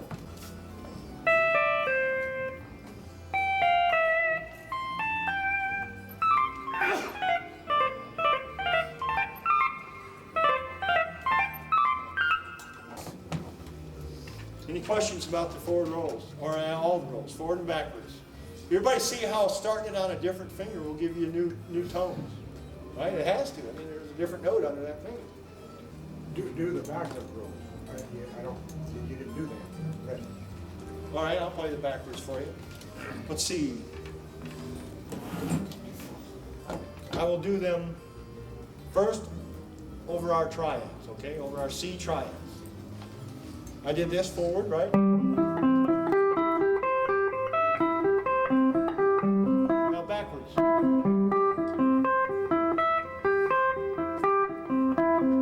I'll do all 6. Forward first, cross. Next one, starting on the first finger, 1, 2, thumb. Hear the music change? I'll do the next 2, thumb 1.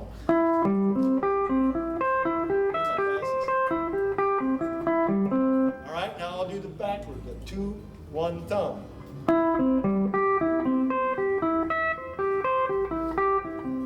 Now 1, thumb 2.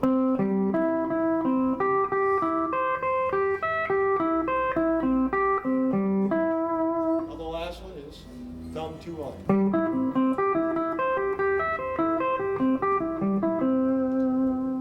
Each one brought you, the music was different. I did it over the same grips.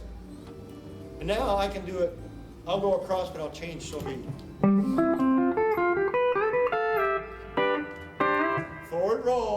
I did there was change chords. A 1, 4, or a C to an F to a G7. C, F, G7. It's right hand, all I did was go. I'll change it with the pedals. Are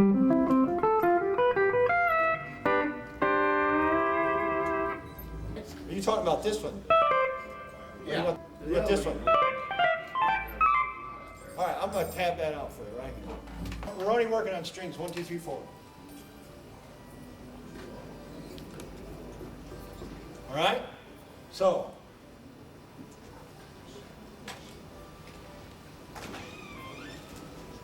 first move. So you go first finger, second finger, thumb. So it'd be. There's the next bit of that. It's the same notes. Same 3 strings, same right Up hand. to level with your, raise your E's, right? Correct. All right. And the next one would be.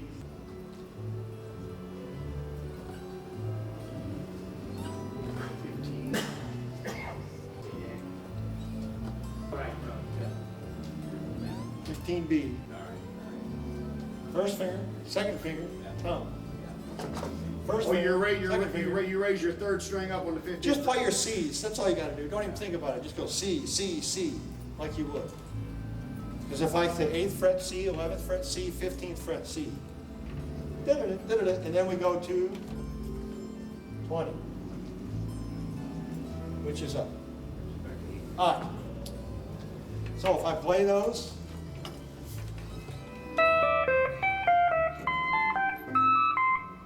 We talked nothing about scales in the right hand this whole hour and a half, or hour 45 we've been doing. But now if I told you, think about this hand for a while. So our number one, our smallest move we can do is pick one string like with the thumb. That's where we started. So if I told you, we're going to add a move to that thumb. First thing we did today was the thumb. So our movement is going to be a slide. So I'm going to put an X here. Thumb dash X. X on my tablature, if you ever seen X means don't pick. So if I want you to go da, I don't want you to pick the next note. I just want you to pick, slide, and be there. So if I said 1 to 2, 8th fret, 8th string, first fret, so this will be a slide from 1 to 2. Everybody with me? Thumb picks the 8th string at the first fret, and you slide to the second fret. Pretty simple. Let's hear it. You just up one fret, you're going up to your. All you're doing is this.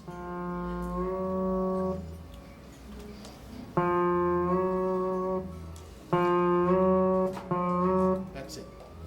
That's as simple as it gets, right? Now we can add to that, but I'm trying to show you the basic building blocks of movement. What we got? We got a thumb movement, and we add a left hand movement to the thumb movement. Makes sense, doesn't it? Okay? What's our left hand movement? What? A 1 fret, a half step slide. Now that 1 to 2 could be 1 to 10, 1 to 2, 1 to 12. Don't matter, does it? Left hand, right hand don't care. It's just going to pick the string. The left hand does what it says. Thumb picks the string. On mine, a bar means something's happening. So I'm just having you slide. So if I go 1, 2. So you're on the 8th fret there, right? The thumb. No, I'm on the first fret. This is the fret. Oh. This is the string. Or just any string. It don't matter what string. Yeah. Just a half step slide. A simple ba. Could be on any string, any fret. Don't matter. Over here I got you going 1 to 2. So now, ba. So I would do a drill. The next one would be 2 to 3. So the drill would just be this. I would set.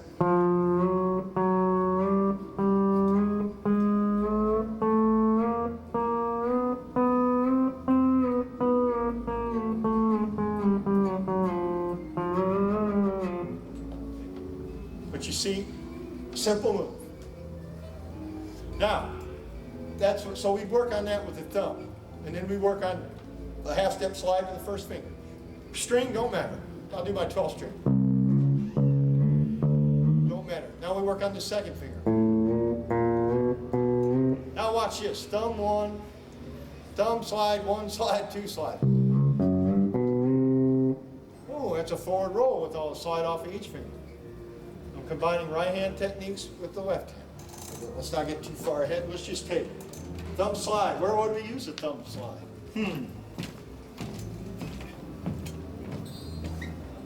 Thumb slide. Wouldn't that work? C to a D. What other way could we play that note without even moving? Down. I want to go down. And I don't want to move my bar. What would I do? Pedal. Which one? 5-10. There's your new pedal. 8. Right. But if I want to, I can go down and thumb slide. Simple as that.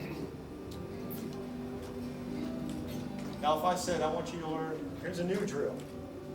What was our first alternate move we learned? Alternates. Go back. What was it?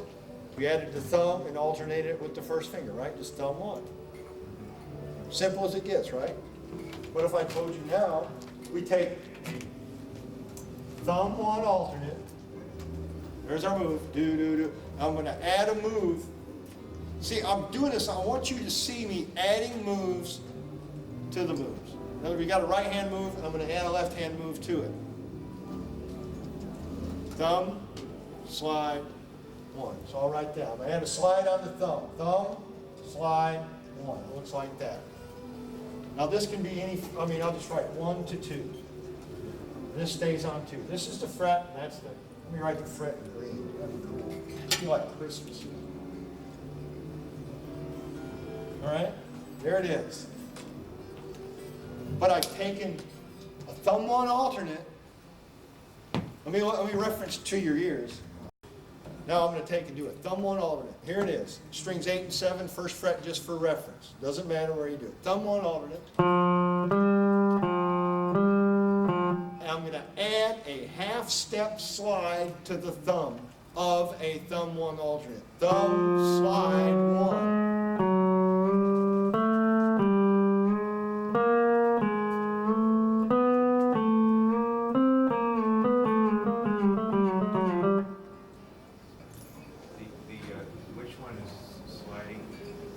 Sliding on the thumb. See the dash X? Thumb dash means a movement. X means don't pick. Thumb, and you look underneath and I show you 1 to 2. And then the other one's on 2. So it's like, that's what that shows. Now I'm just taking that pattern and doing a drill. All right? Fret at a time as you're going. Yeah, just, you can swing it. Oh, golly gee, is that where they get them notes when they're playing them fast things? See how they're doing it? If I go,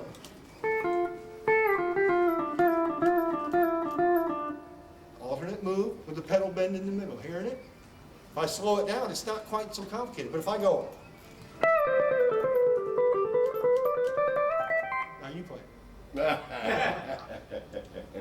But you see what I'm saying? But if I said, well, here are the ingredients for that lick. First, one of the biggest ingredients you can ever learn is that thumb slide one. So if I play my C major scale on 5 and 6, I'm going to apply a thumb slide one to that. Here's my alternate.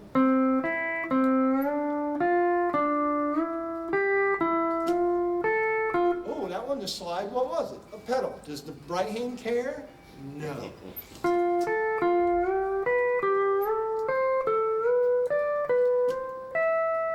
What strings are you on there? That's just 5 and 6 playing.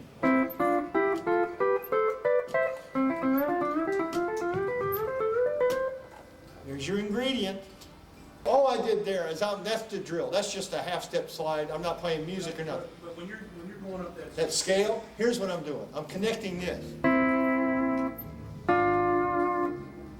So let's do it.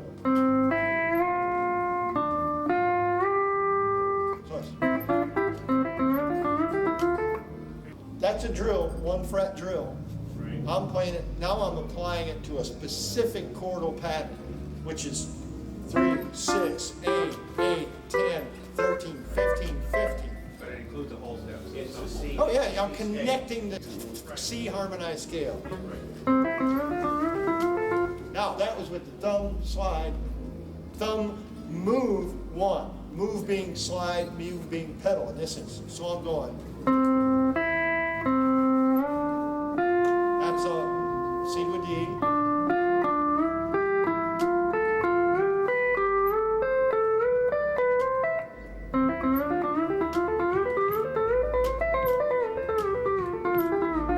Slowly.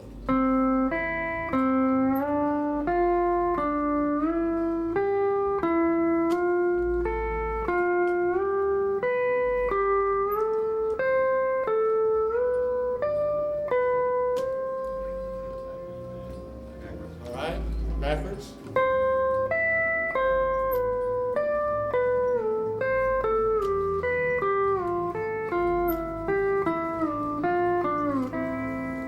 So It's now, natural to go, a lot easier to go up doing it than it is to train yourself. doesn't matter. Shouldn't matter. Direction don't Not matter. for you, but All right, now that was just thumb slide one. Now, we've taken the thumb one, we added a move to the thumb, right? So now my next one, I'm gonna go thumb one slide. So it'll look like this. Thumb one slide. So you can write 1 and 2 underneath it. It don't matter what frets, how far.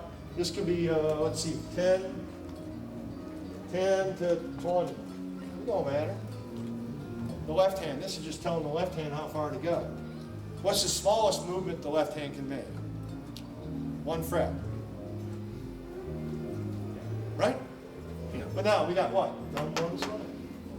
We have thumb slide one, and our other movement would be, all right, now we put the move on the first finger. So let me play that scale. First way, with the, here's the do, re, mi. Well, if you're just doing the drill, it'd be.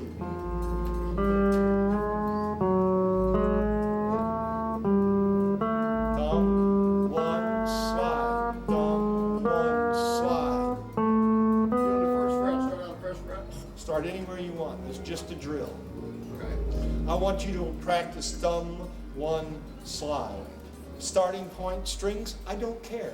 What strings, what pedals you push, just go. Left hand can be a hole. Left hand can go 3 frets. Oh, gee, have we heard that before? Left hand can go 4 frets.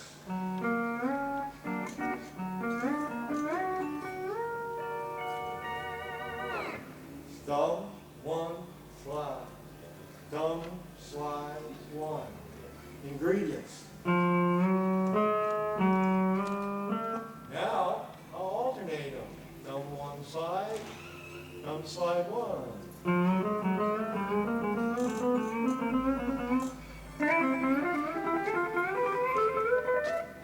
There you go. Now everybody see the potential of what I'm trying to break it down into little bitty things that combine to play the blah, blah, blah, that you want to play.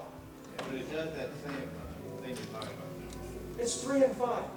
Oh, if you know, all they're playing is. Have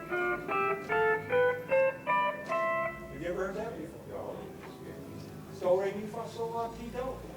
That's all they're doing. But here it is. If I'm in the key of C, and I'm playing the G7th chord, and then we're going to the key of C. You know what scale I'm playing over G7? C. I'm playing in the key I'm going to. Oh, what did you just say? Write that down. Play in the key you're going to. C7th, play in F. G7th, play in C. Why? Let me play you a C scale. I'll play a G7th chord. Same scale, but why did it sound different? Because I set up that G7th in your ear.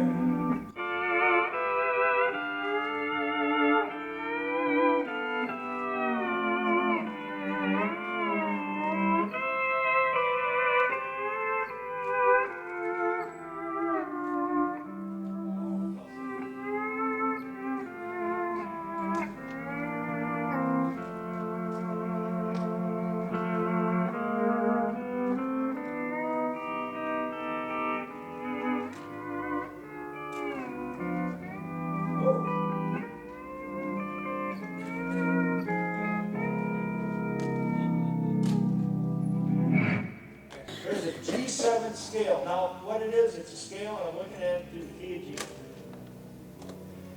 Do you see it there? That pattern? Now, if you look at that pattern, look at the 8th fret. Notice that all the same blocks are colored in. All the blank squares are the same. I'm just looking at the C scale from G, and a C major scale and a G7 scale, that's what that is exactly the same pattern. So if I said play in G7, and you're going to C, well, it's the same pattern. G7 scale is a C major scale. You're talking at the 8th fret there, Joe? I'm talking all over the guitar. Did you say anything about D minor? A D minor, same scale. It's all the same scale. A C major scale and a D Dorian scale and an F Lydian scale and a G Mixolydian scale and an A Aeolian scale and a B Locrian scale. It's all the same notes. We're just looking at each note as a starting point, and it gives you different. But if I just put dots up there instead of the 1, 2, 3, 4 as flat as this, it'd be the same pattern. All of them. I could put up all of them. It'd be exactly the same pattern. So when I'm playing in G7, it takes me where? The C. I use the C major scale. This is, you get the same notes. When I'm playing in I got a C7 chord and I'm going to F, I just play an F major. And all notes are legal. All bets are off. That's what I'm doing. I'm playing connected up. Look at here, I'm in G7. What are we talking about? Thumb slide 1. Oh, G. Thumb slide 1. Oh, there's a lick. Thumb slide 1. Thumb slide 1. Move up. Oh, go here. Thumb slide 1. Let's come back. Thumb 2 slide. That's all I'm doing. I'm playing connected out. But these are the notes you need to know to connect. Most of you are playing just little patterns you picked up from what? Tablature. If I'm going to play.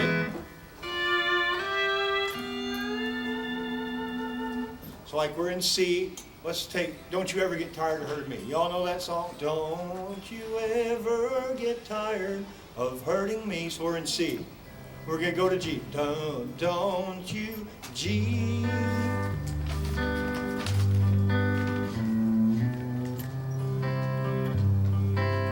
Let me play that much.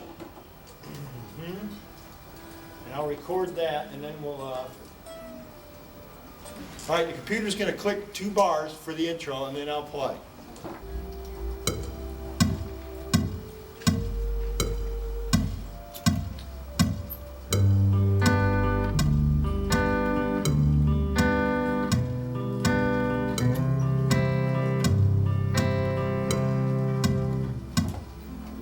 So here's what I just played, just the chords.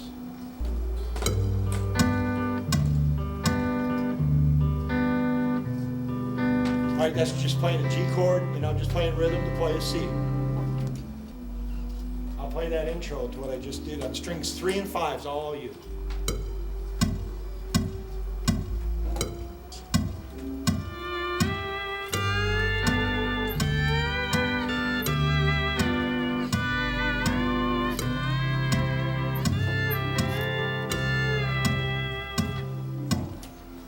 But now, you hear the G chord, you hear the chords I'm playing, and then what the scale I'm playing is all a C scale. But I'm in G, 2, 3, 4, 2, 2.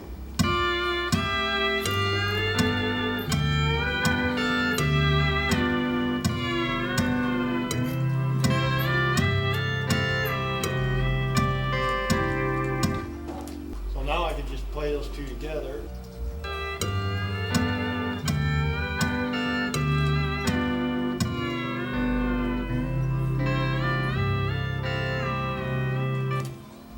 But all my notes were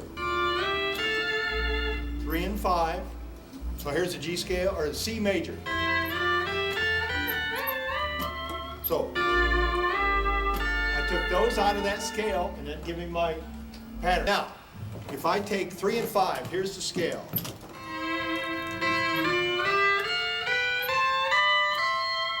for you guys with guitars on strings 3 and 5, 3rd fret, A, B down.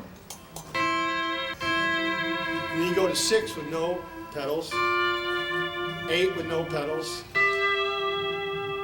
8, A, B down, 10, A, B, 13, no pedals, 15, no pedals, 15, A, B down.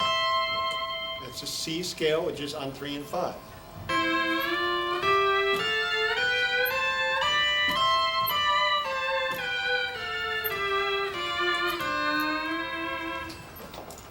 I'm going to quickly tab that out.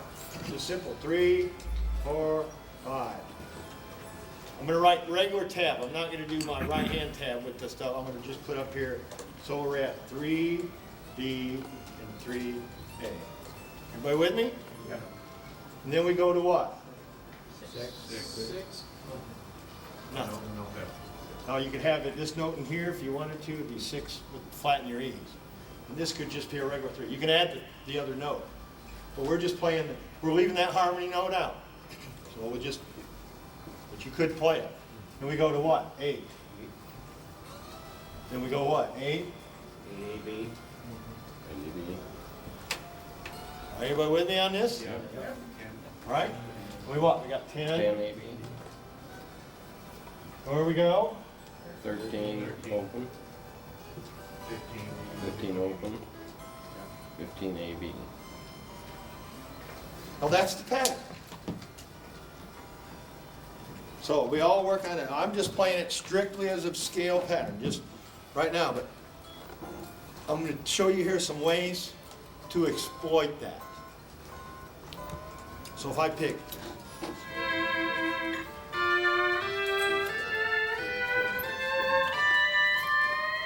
now that was just playing it up straight. Now I'm going to play up 3, back 1.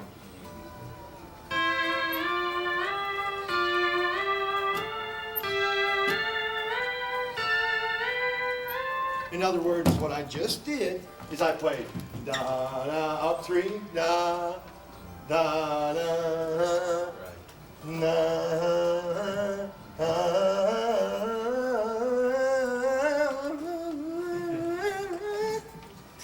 oh, up 4. So now 4.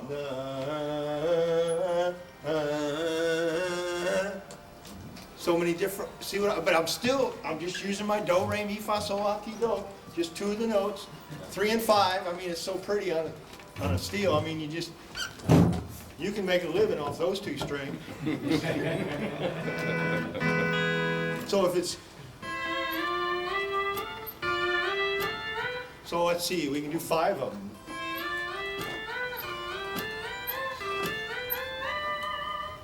But see what I'm doing now? I'm just playing the first one, then 4 more. The second one, then 4 more.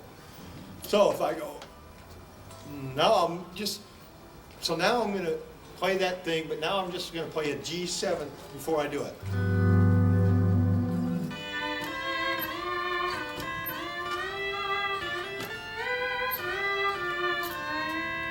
So I can mix and match and go anywhere I want, so I can, let's see, don't you ever, let's see, to the G, down, down, down.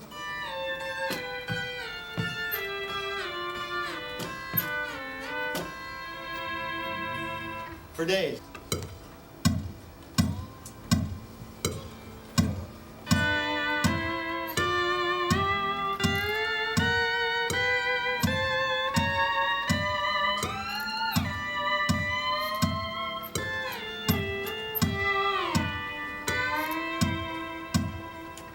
You heard it, and all I used was I did. So let's take this here. Let's look at this. We have here to here to here. But what I used was that the one in between at the 7th fret. And we play that using the passing notes in between. So, and I'll put one in here, and I'll put one in here. So I'm going.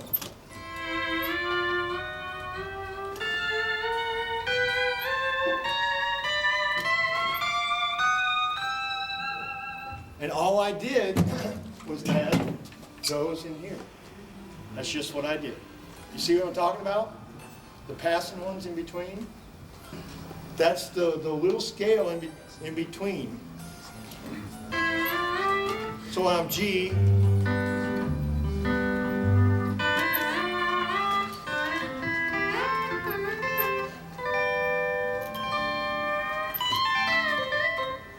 but what I was trying to show you, you're in G, going to C, but I'm still playing in C.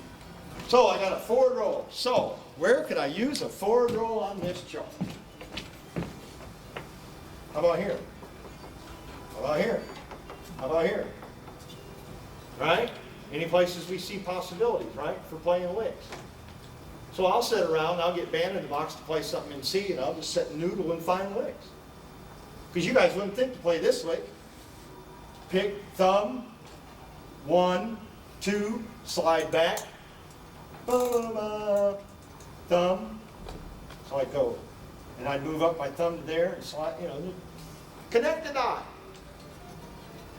So if I want to go da da da da da da da, let's see how many ways we can play. Do re mi fa sol mi. Here's one. See. Da. Right. So if we're at the 8th fret, we got two choices. We can use our B pedal right there and go get that 4 note. So it's thumb, 1, pick, pedal, ba ba ba, da, da da da. Or we can slide it. Pick, pick, pick, slide, move back, pick. You see that? Where else can we find it? Look at here.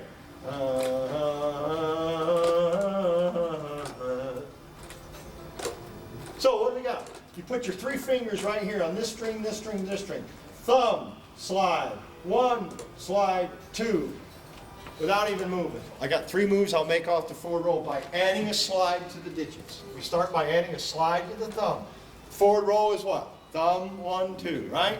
So just think now we're going to add a slide. Thumb, slide, 1, 2. Thumb, slide, 1, 2. There it is. I've taken the forward roll, I've added a slide to the thumb. Simple. So you would do that as a drill. Da, da, da, da, da, da, just a half step. Oh, up and up and down the neck.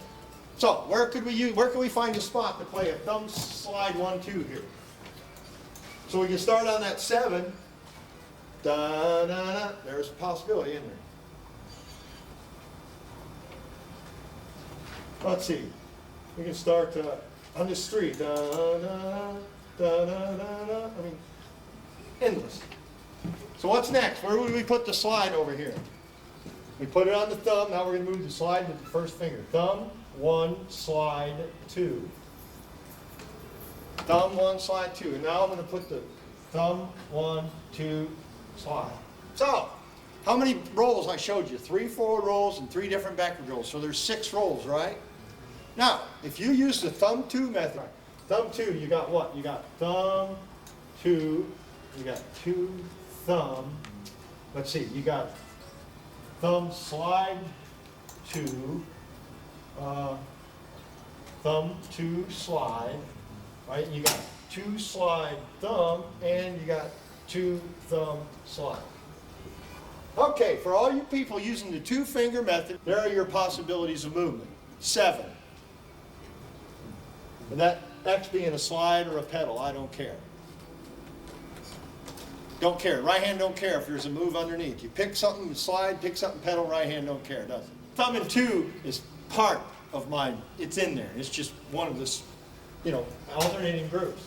So now I'm going to take my 6 rolls. Thumb, 1, 2. 1, 2, thumb. See. 2, thumb, 1. All right. Now here's this one. Possibility number 1. Possibility number 2. Possibility number 3. Next one. Possibility number 1. 1, slide, 2, thumb. Possibility number 2. And number 3.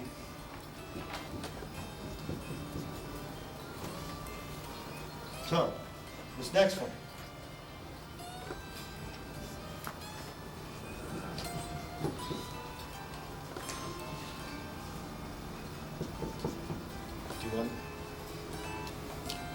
this is just the forward rolls. So for each one, there's 3 possibilities. So when I write the backward roll, gee, there's it'll be 9 more. So I have 18 possibilities immediately. And that's not even counting the alternating in the slides there. That's just this. So how would I do this? Well, let's look over here at this C scale. Watch this. Look at those. I'm just going to do the forward one. So I'm going to go. I'm starting on that 5, the 5th note, that G at the 3rd fret, like a forward roll. Thumb, 1, 2, slide. Ba, ba, ba. Right? Do it again. All right. Thumb, 1, 2, slide. Right, look here. Thumb, 1, 2, slide. Everybody with me? Thumb, 1, slide, 2. Is it there? Look at it. So the first one is this. Thumb, 1, 2, slide. Then the next one we go thumb, 1, slide, 2. But see how it works connected out? So if I was to ba ba ba ba ba ba ba ba ba ba ba ba ba. Let me play that for you, going up.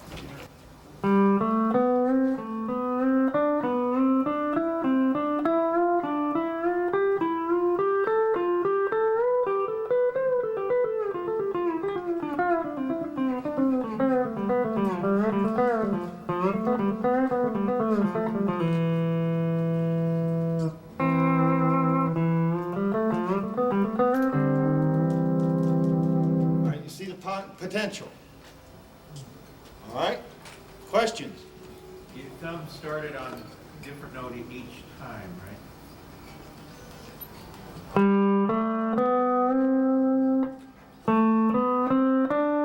What is it starting on each time? The next note of the scale? Yeah, 5.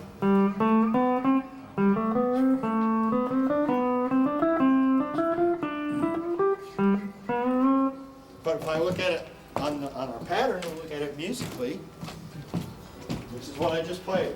Bum, bum, bum, bum, bum, bum, ba, da, da, da, da. I'm up there. Da, da, da. But here, look at what I played. 5, 6, 7, 1, 2, 3. You can go on up the neck. Yeah, I see. Now look. Look at that pattern. I'm going to show you something real quick. What I just played, drop down on the 9th string. Look here. Yeah, right. Same thing. Right. It's just that you got 4 notes in a row. You got a D note, an E note, an F sharp, and a G sharp, which are all a whole step apart. In other words, from string 9 to string 8 to string 7 to string 6, there's all two notes apart, 2 half steps, 1 whole step, 2 frets, going string to string. So in other words, if you look at that note right there on string 6, there's this, look, see the 6? Yeah, right. How many times you heard the guy, this lick here this weekend, you'll hear it a bunch of times. I'll start with that,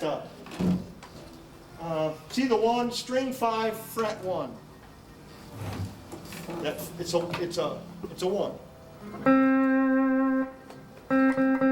Now I'm going to go to string 6, fret 4.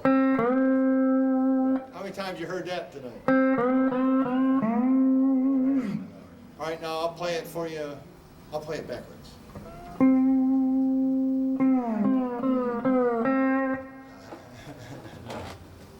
I mean, but see what I did? Now, let's talk about that note. That 1. Look at the 1s. Let's look at them. Let's study this. Talking about that 1, that 1, that 1, that 1, and that 1. And if you go to the 13th fret, it'd be the 10th string. It'd be this note at 13. You with me? Yeah. How many know where middle C is on a piano? Guess what? That note, middle C. That note, middle C. That note, that note, that note, that note down there, middle C. So, when you see a sheet of music, like the notes, and you look at it has a middle C on there, on a piano, guess what? No brainer. That note right there. But on the steel, now what happens? We got middle C, middle C, middle C. We have our choice of middle Cs. What's the difference in all the middle Cs?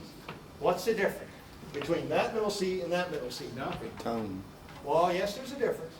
just tones. Why? The different gauges of the string. The thickness of the string that is played on. Because if I play that note, and I go up to the 13th fret and play the middle C, I mean, same note on a staff of paper, but listen to your ears. This is not the same. Those are close, close, close. Each one's different because of the timbre of the string. But now that's all middle C's.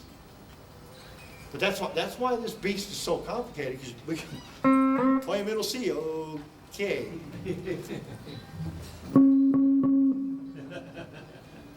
Right? I mean, I played middle C. You see what I mean? Why it's such a beast. I want you to think G7, but we're going to rhyme back here at this scale. So I'll take my little pattern. You know, I'm thinking G7, I'm going to go to 3, but I'm actually going to 15. Right? 3 is the same. And I'll start on the 5, the 5th. So G7th in your ear.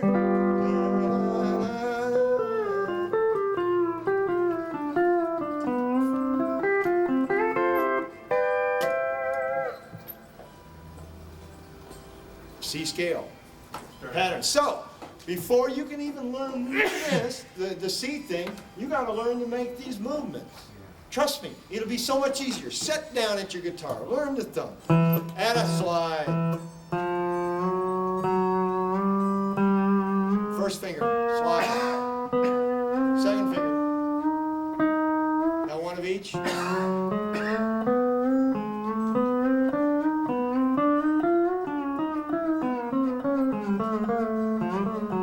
Up 2, back 1.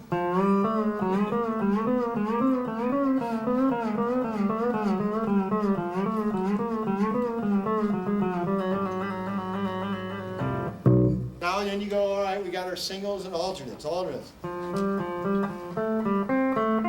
when I'm playing, I can play alternate move with a forward roll, with a slide. I'm mixing movements. Video number 6. I mean, literally, it's the name of it. E ninth, 3 and 5. Remember we went over that? 3 and 5. Now I'm going to just add something to the 3 and 5 thing. Is the note in the middle. Remember I talked about? I was just playing do re mi I was on 3 and 5, but now I'm playing the whole chord going up.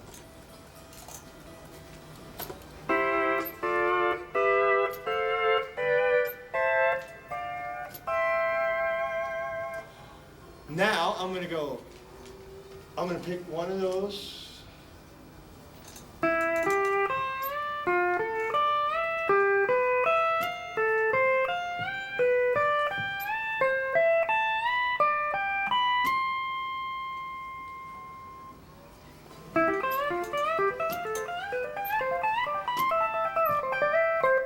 That was thumb 1, 2, slide. But I was connecting.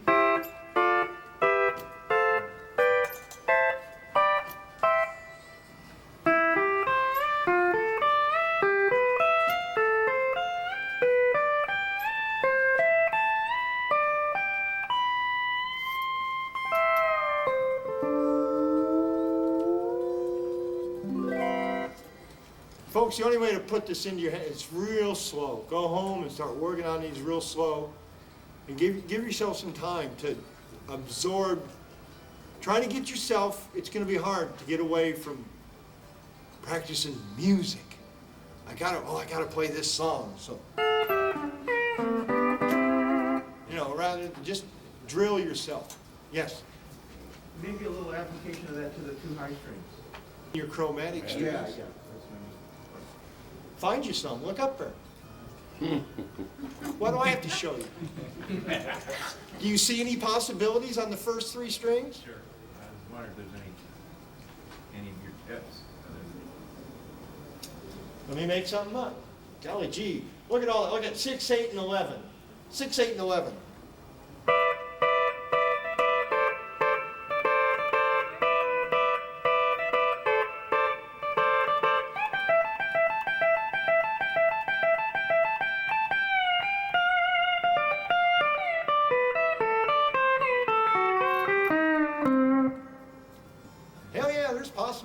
everywhere.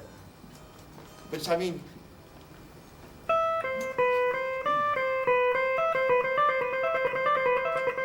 like that. Yeah. So that's at the 8th fret. Now I'm using alternates that y'all don't usually use. So I'm going, I got thumb 1, 2, 3 on 4, 3, 2, 1.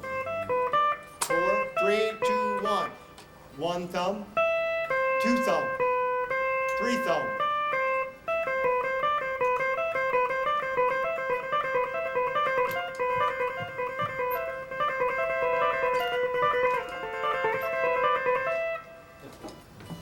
Possibilities? Can you play that one fast? Fast? Yeah. 1, 2.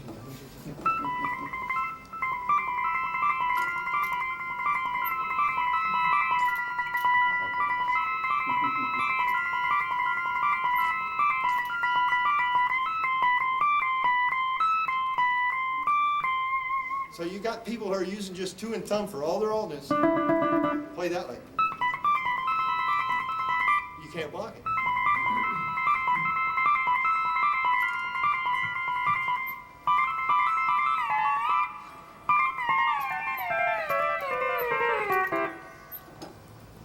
See. All right, now let's play connected up some more on this. Just strings 1, 2, and 3 here.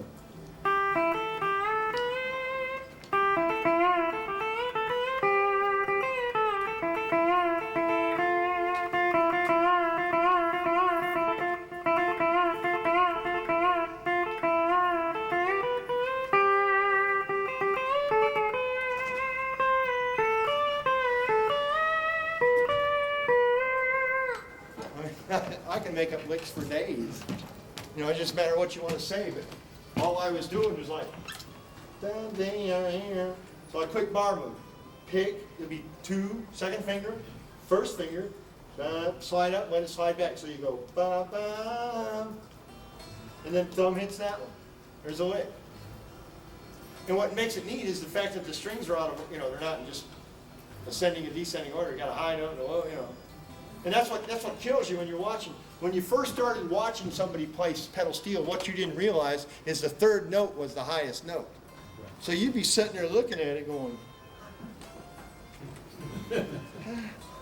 but, you know, until you sit down and went, oh, you know what I mean? Because if you visualize it, you know, and they're like, but that note, he's going down, but he's going higher on the string. You just assumed that the highest note on the guitar was the first one. I mean, it was like, you know, I remember, trust me, I've scratched my head going, what the heck was that? More than y'all have. By the way, all the modes and stuff are already on my website with these scale patterns showing you. Like I showed you the Phrygian and all that. But here, I want to talk to you real quick secret. If you're in C, if you're in whatever key you're in and you want Dorian, you want to play rock and roll, play a half step below. So when you're in C, play B flat. If you're in D, play C. I mean, the whole step. Whole step. Did I say half? My bad. A whole step, thank you. Play B flat scale against C. Against the C. And wear it out. I know a lot of rock and roll is attitude. That's just attitude. Because I'm playing the same notes, just with a little more attitude. Now, if you're playing, and you want to go crazy, like if you're in, you want the Spanish, you're playing the flat 5. So in C, you play an F sharp. If you're in E, you'd play a C. See, I mean, there's different ways to get there. So you're in E, you play a C. Sharp 5. Did I say flat 5? I did. I was wrong. It's a sharp 5, flat 6.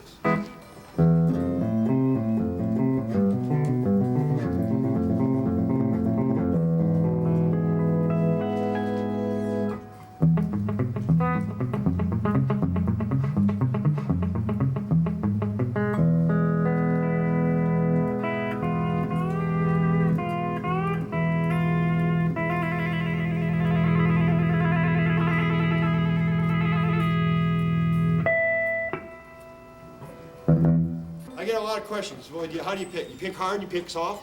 My answer to that is, yep. Depends. It depends. You don't pick the same way for every song. I mean, I wouldn't play, don't look so sad. I know it's over.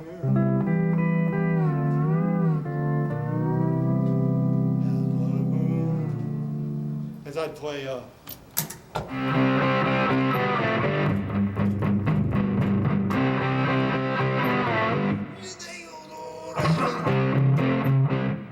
just wouldn't pick the, everything, you learn to pick hard, you learn to pick soft, and all the points in between. Vibrato, the left hand, all different kinds. Number one, just gently rocking the bar. It don't slide or nothing, it's just rocking gently back and forth. So like, I'm literally rolling the bar just a little bit like you do this. I'm exaggerating, like I was doing this. So I'm just going real subtle. And then you have degrees of vibrato. Because if I'm playing a C6, you wouldn't go, that's a whole, I'm sliding the bar. I'm exaggerating, but that's what I'm doing. Rather than I wouldn't go. It got to fit the music. So you literally practice all those things physically. So I'll sit and do I'm just gently rocking it back and forth. And I'll increase the rock, faster. Now I'm going into, now it's sliding, get faster. Control it, slow it down. Back to the rock.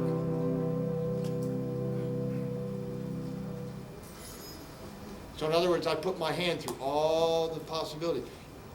And you'll feel this physically. Now the thing about physical, if you're feeling pain, that's not good. If it's just, fatigue, stop. Pain is not good. Don't play through pain, stop, something's wrong. I used to just play through it, that's what I thought you're supposed to. No pain, no gain. So the next 3 days you're walking around going, well, I sure wish I could move my fingers. I've literally practiced till I couldn't stand up. When you'd look down, there'd be a pile of blood from your cuticles bleeding. Out there, you look down there, what's that? Oh gosh. You practice so much, you go to a gig, you play 6 hours, you never take your picks off because it hurts too bad to put them back on because you got the hangnail. I get a hangnail, I call 911 immediately. Sissy man when it comes to my fingers. But, yes, sir. Back to Johnny Be Good. When you're playing in C and you're doing the riffs there at fret number 6. Yep. On one of your videos, you're playing other positions for the song. Besides the fret number 6, could you play the other positions for us and show us how you connect one position to the other?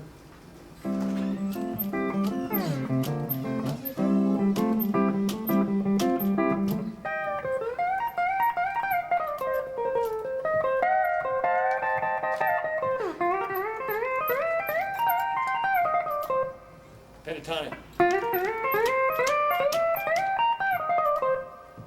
So that was like, do it at the 6th. All I'm doing is A. It's a thumb 1 with a pedal, thumb pedal 1. So I'm doing it at the 6th fret, 8th fret, 11th fret, 13th fret, 15th fret, and back again to the 18th fret. So yeah.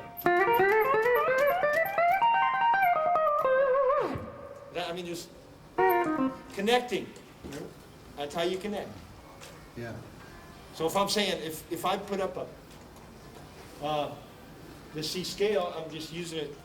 I'm in C. I'm using a B flat. So I put up B flat. I put up C Dorian. So in other words, I change the scale type. But I know just to go back. And that's a half pedal right there. You hear that? It's another thing you do. So I'm playing.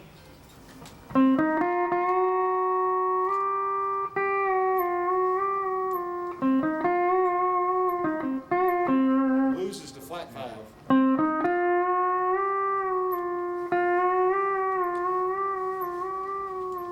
And sit and practice that, folks. Your half pedals.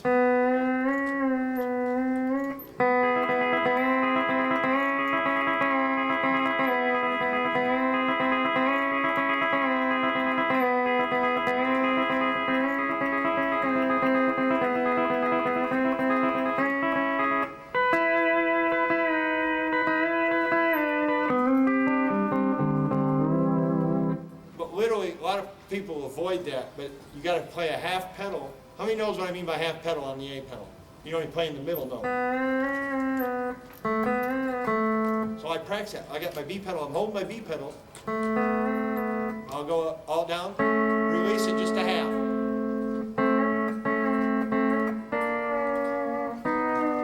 Practice that.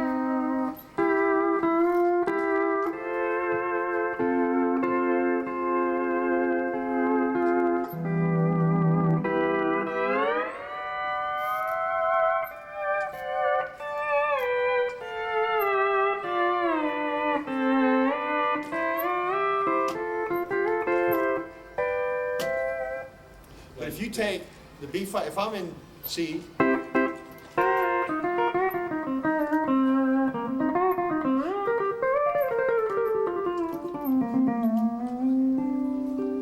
I just look for the B flats. Yeah, so you're in B flat closed position there then?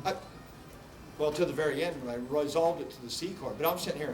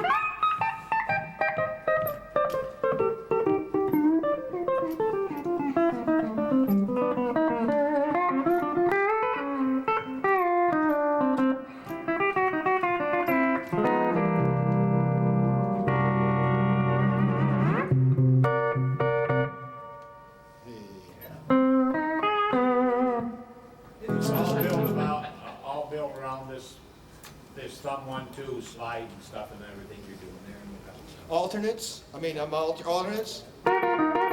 That's a 1 and 2 together, alternate thumb. Playing them twice. Half pedal, B pedal down. Now you see.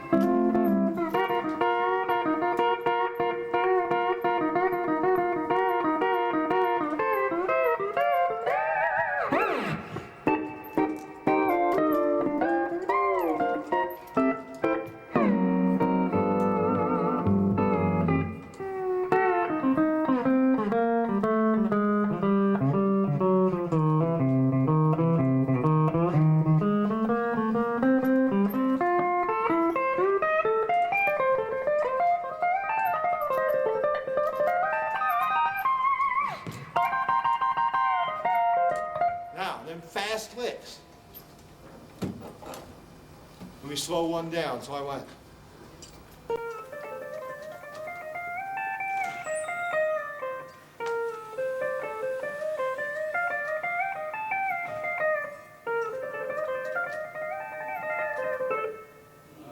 See what? Yeah. But if you can't do this, I can't show you them fast licks. When I go to the F, see I'm in C. F. That's 1 and 2. 1 and 2 again. Down. You're hitting it with the pedal when you come down there. No, my B pedal stays. I'm just half an A. Oh.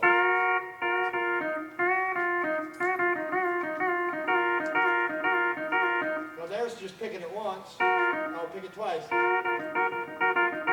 Different, isn't it? What? You're up now? You can do that over the C or D. I can play both.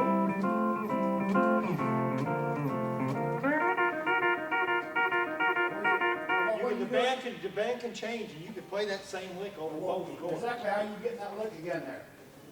Fret 6, B pedal down, half A. So you pick that 1 and 2 together on 4 and 5. Okay.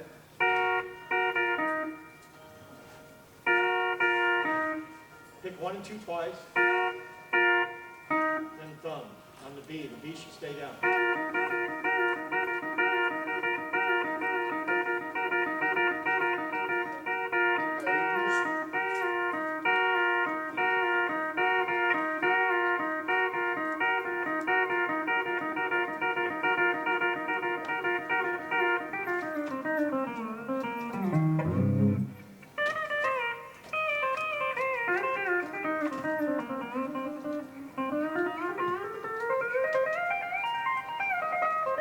When you ask me how to connect stuff,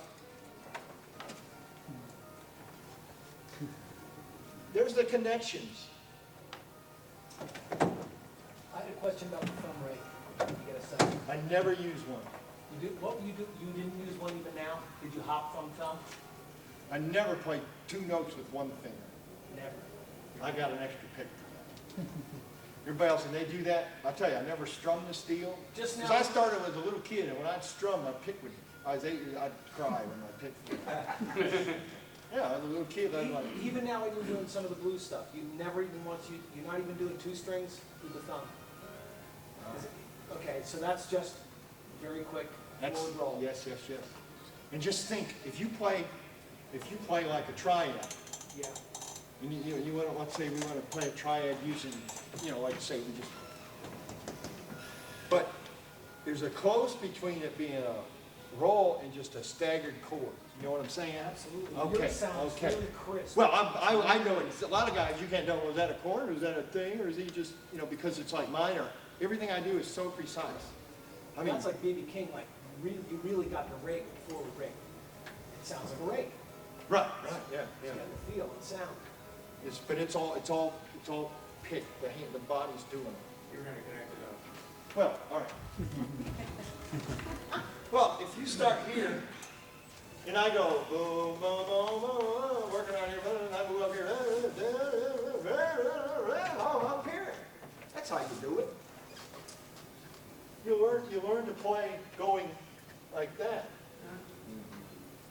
If I had one of my books here, I could show you, like, where the octaves on, I have a thing in my approach to pedal steel. I have this great big thick book. I don't know if you all read it. It's like the way I think. All this is, I got this all written down. But what it is, if I show you on here, the middle C, where middle C octave lies on a piano, right? It's right there on the piano. On a steel guitar, this note, it's, there's a certain pattern. If you play going across like this, you're going to go up the scale through the different octaves, like you're on a piano. I don't have that chart with me. It'd be great right now that I'm talking about to show it to you, but I don't have it.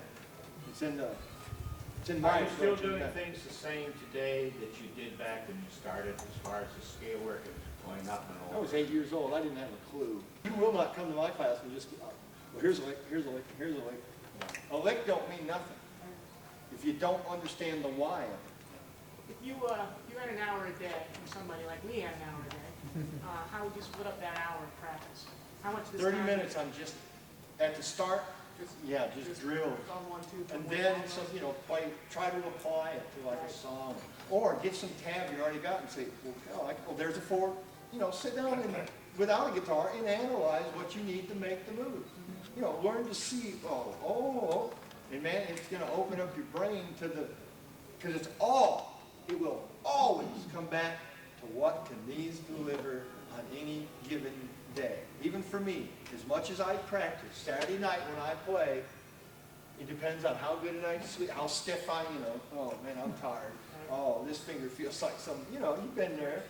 You get all this technique and then you get up here and go to play and you feel like you're using somebody else's hands. Or, it's like, it feels like somebody's standing right here on your shoulder, you know what I mean? Right in the middle of when you guys were going to your day job, I was still sleeping to get up and I went to my job, which was playing that. Be it in a honky-tonk, an opera show, a stage show somewhere, to I've done everything from Broadway to played for president, dead end. When I was a little kid, I took my first lesson. They give you an acoustic guitar with the nut range tuned to A, and they give you some Oahu sheet music for the song. And I could read the note. So my first lesson, I remember they had the national picks, national finger picks, and boy, I remember the instructor, he took the thing, pair of old needle load, and he slid it, man, this hurt. I'm like 8 years old, and there's 7 of us, 6 adults, and me. I'm just a little kid sitting there with my guitar, and all these adults, I'm like, and he puts all the picks on everybody, and it was $2 for a 30-minute lesson, I can tell you. That was, and he's slamming them on. I'm going, man, this hurts, I'm like, oh, this is killing me. It's no fun. And they give you that music, and they send you home. And I come back to the next lesson. I still hadn't opened up that music, but everybody's in the class, all these adult guys, and I just raised my hand and say, can I play you a song? And I played, I Want Some Red Roses for a Blue Lady for them. And they knew right then something was up. And I just sat down and figured it out. Didn't know nothing. Walked back in after first. I still hadn't opened up my sheet music I was supposed to think. 90% of the time, my lessons, on the way to the lesson, I'd look at the sheet music. Because I'd never play it. Because I'd just try and, quote, play by ear. But I didn't start playing until I figured out the why part. Playing by ear is fun and cute, but if you want to get there and make it'll just help you a lot, is to know why things work. Well, where do you get a chord? Why is it a minor scale? Why do you have a minor chord? What's a major chord? What's this? What's that? Why? The why part, but when it comes to this beast, the pedal steel guitar, even the laps, it comes to these. On every instrument, the guitar. Speedy West didn't quit playing because he forgot how. He quit playing because he physically could not do it because of a stroke. And this is all about physical, being able to make the move you need. And as you get to different levels, you'll be, being able to hear stuff. Like I'm not a big jazz player. I like to practice jazz. I never get to play it. Where do you play it? What do you play? I'll play pedal steel. Oh, hey, you play Charles Wright? They don't ever ask you for, But it's just a matter of training your body. How long have you been doing the universal?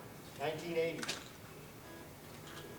For the way I play and the way I think, when I don't know how many of you see me play, when I'm doing a show, I ain't got time.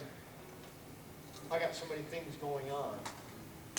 I'm calling her, doing all this other stuff. I have one starting point. He's got two things to learn, 2 sets of scales, 2 patterns, 2 everything. I got one. I got a big guitar that, everybody else, they switch necks and switch. I just play one big guitar. You saw me go from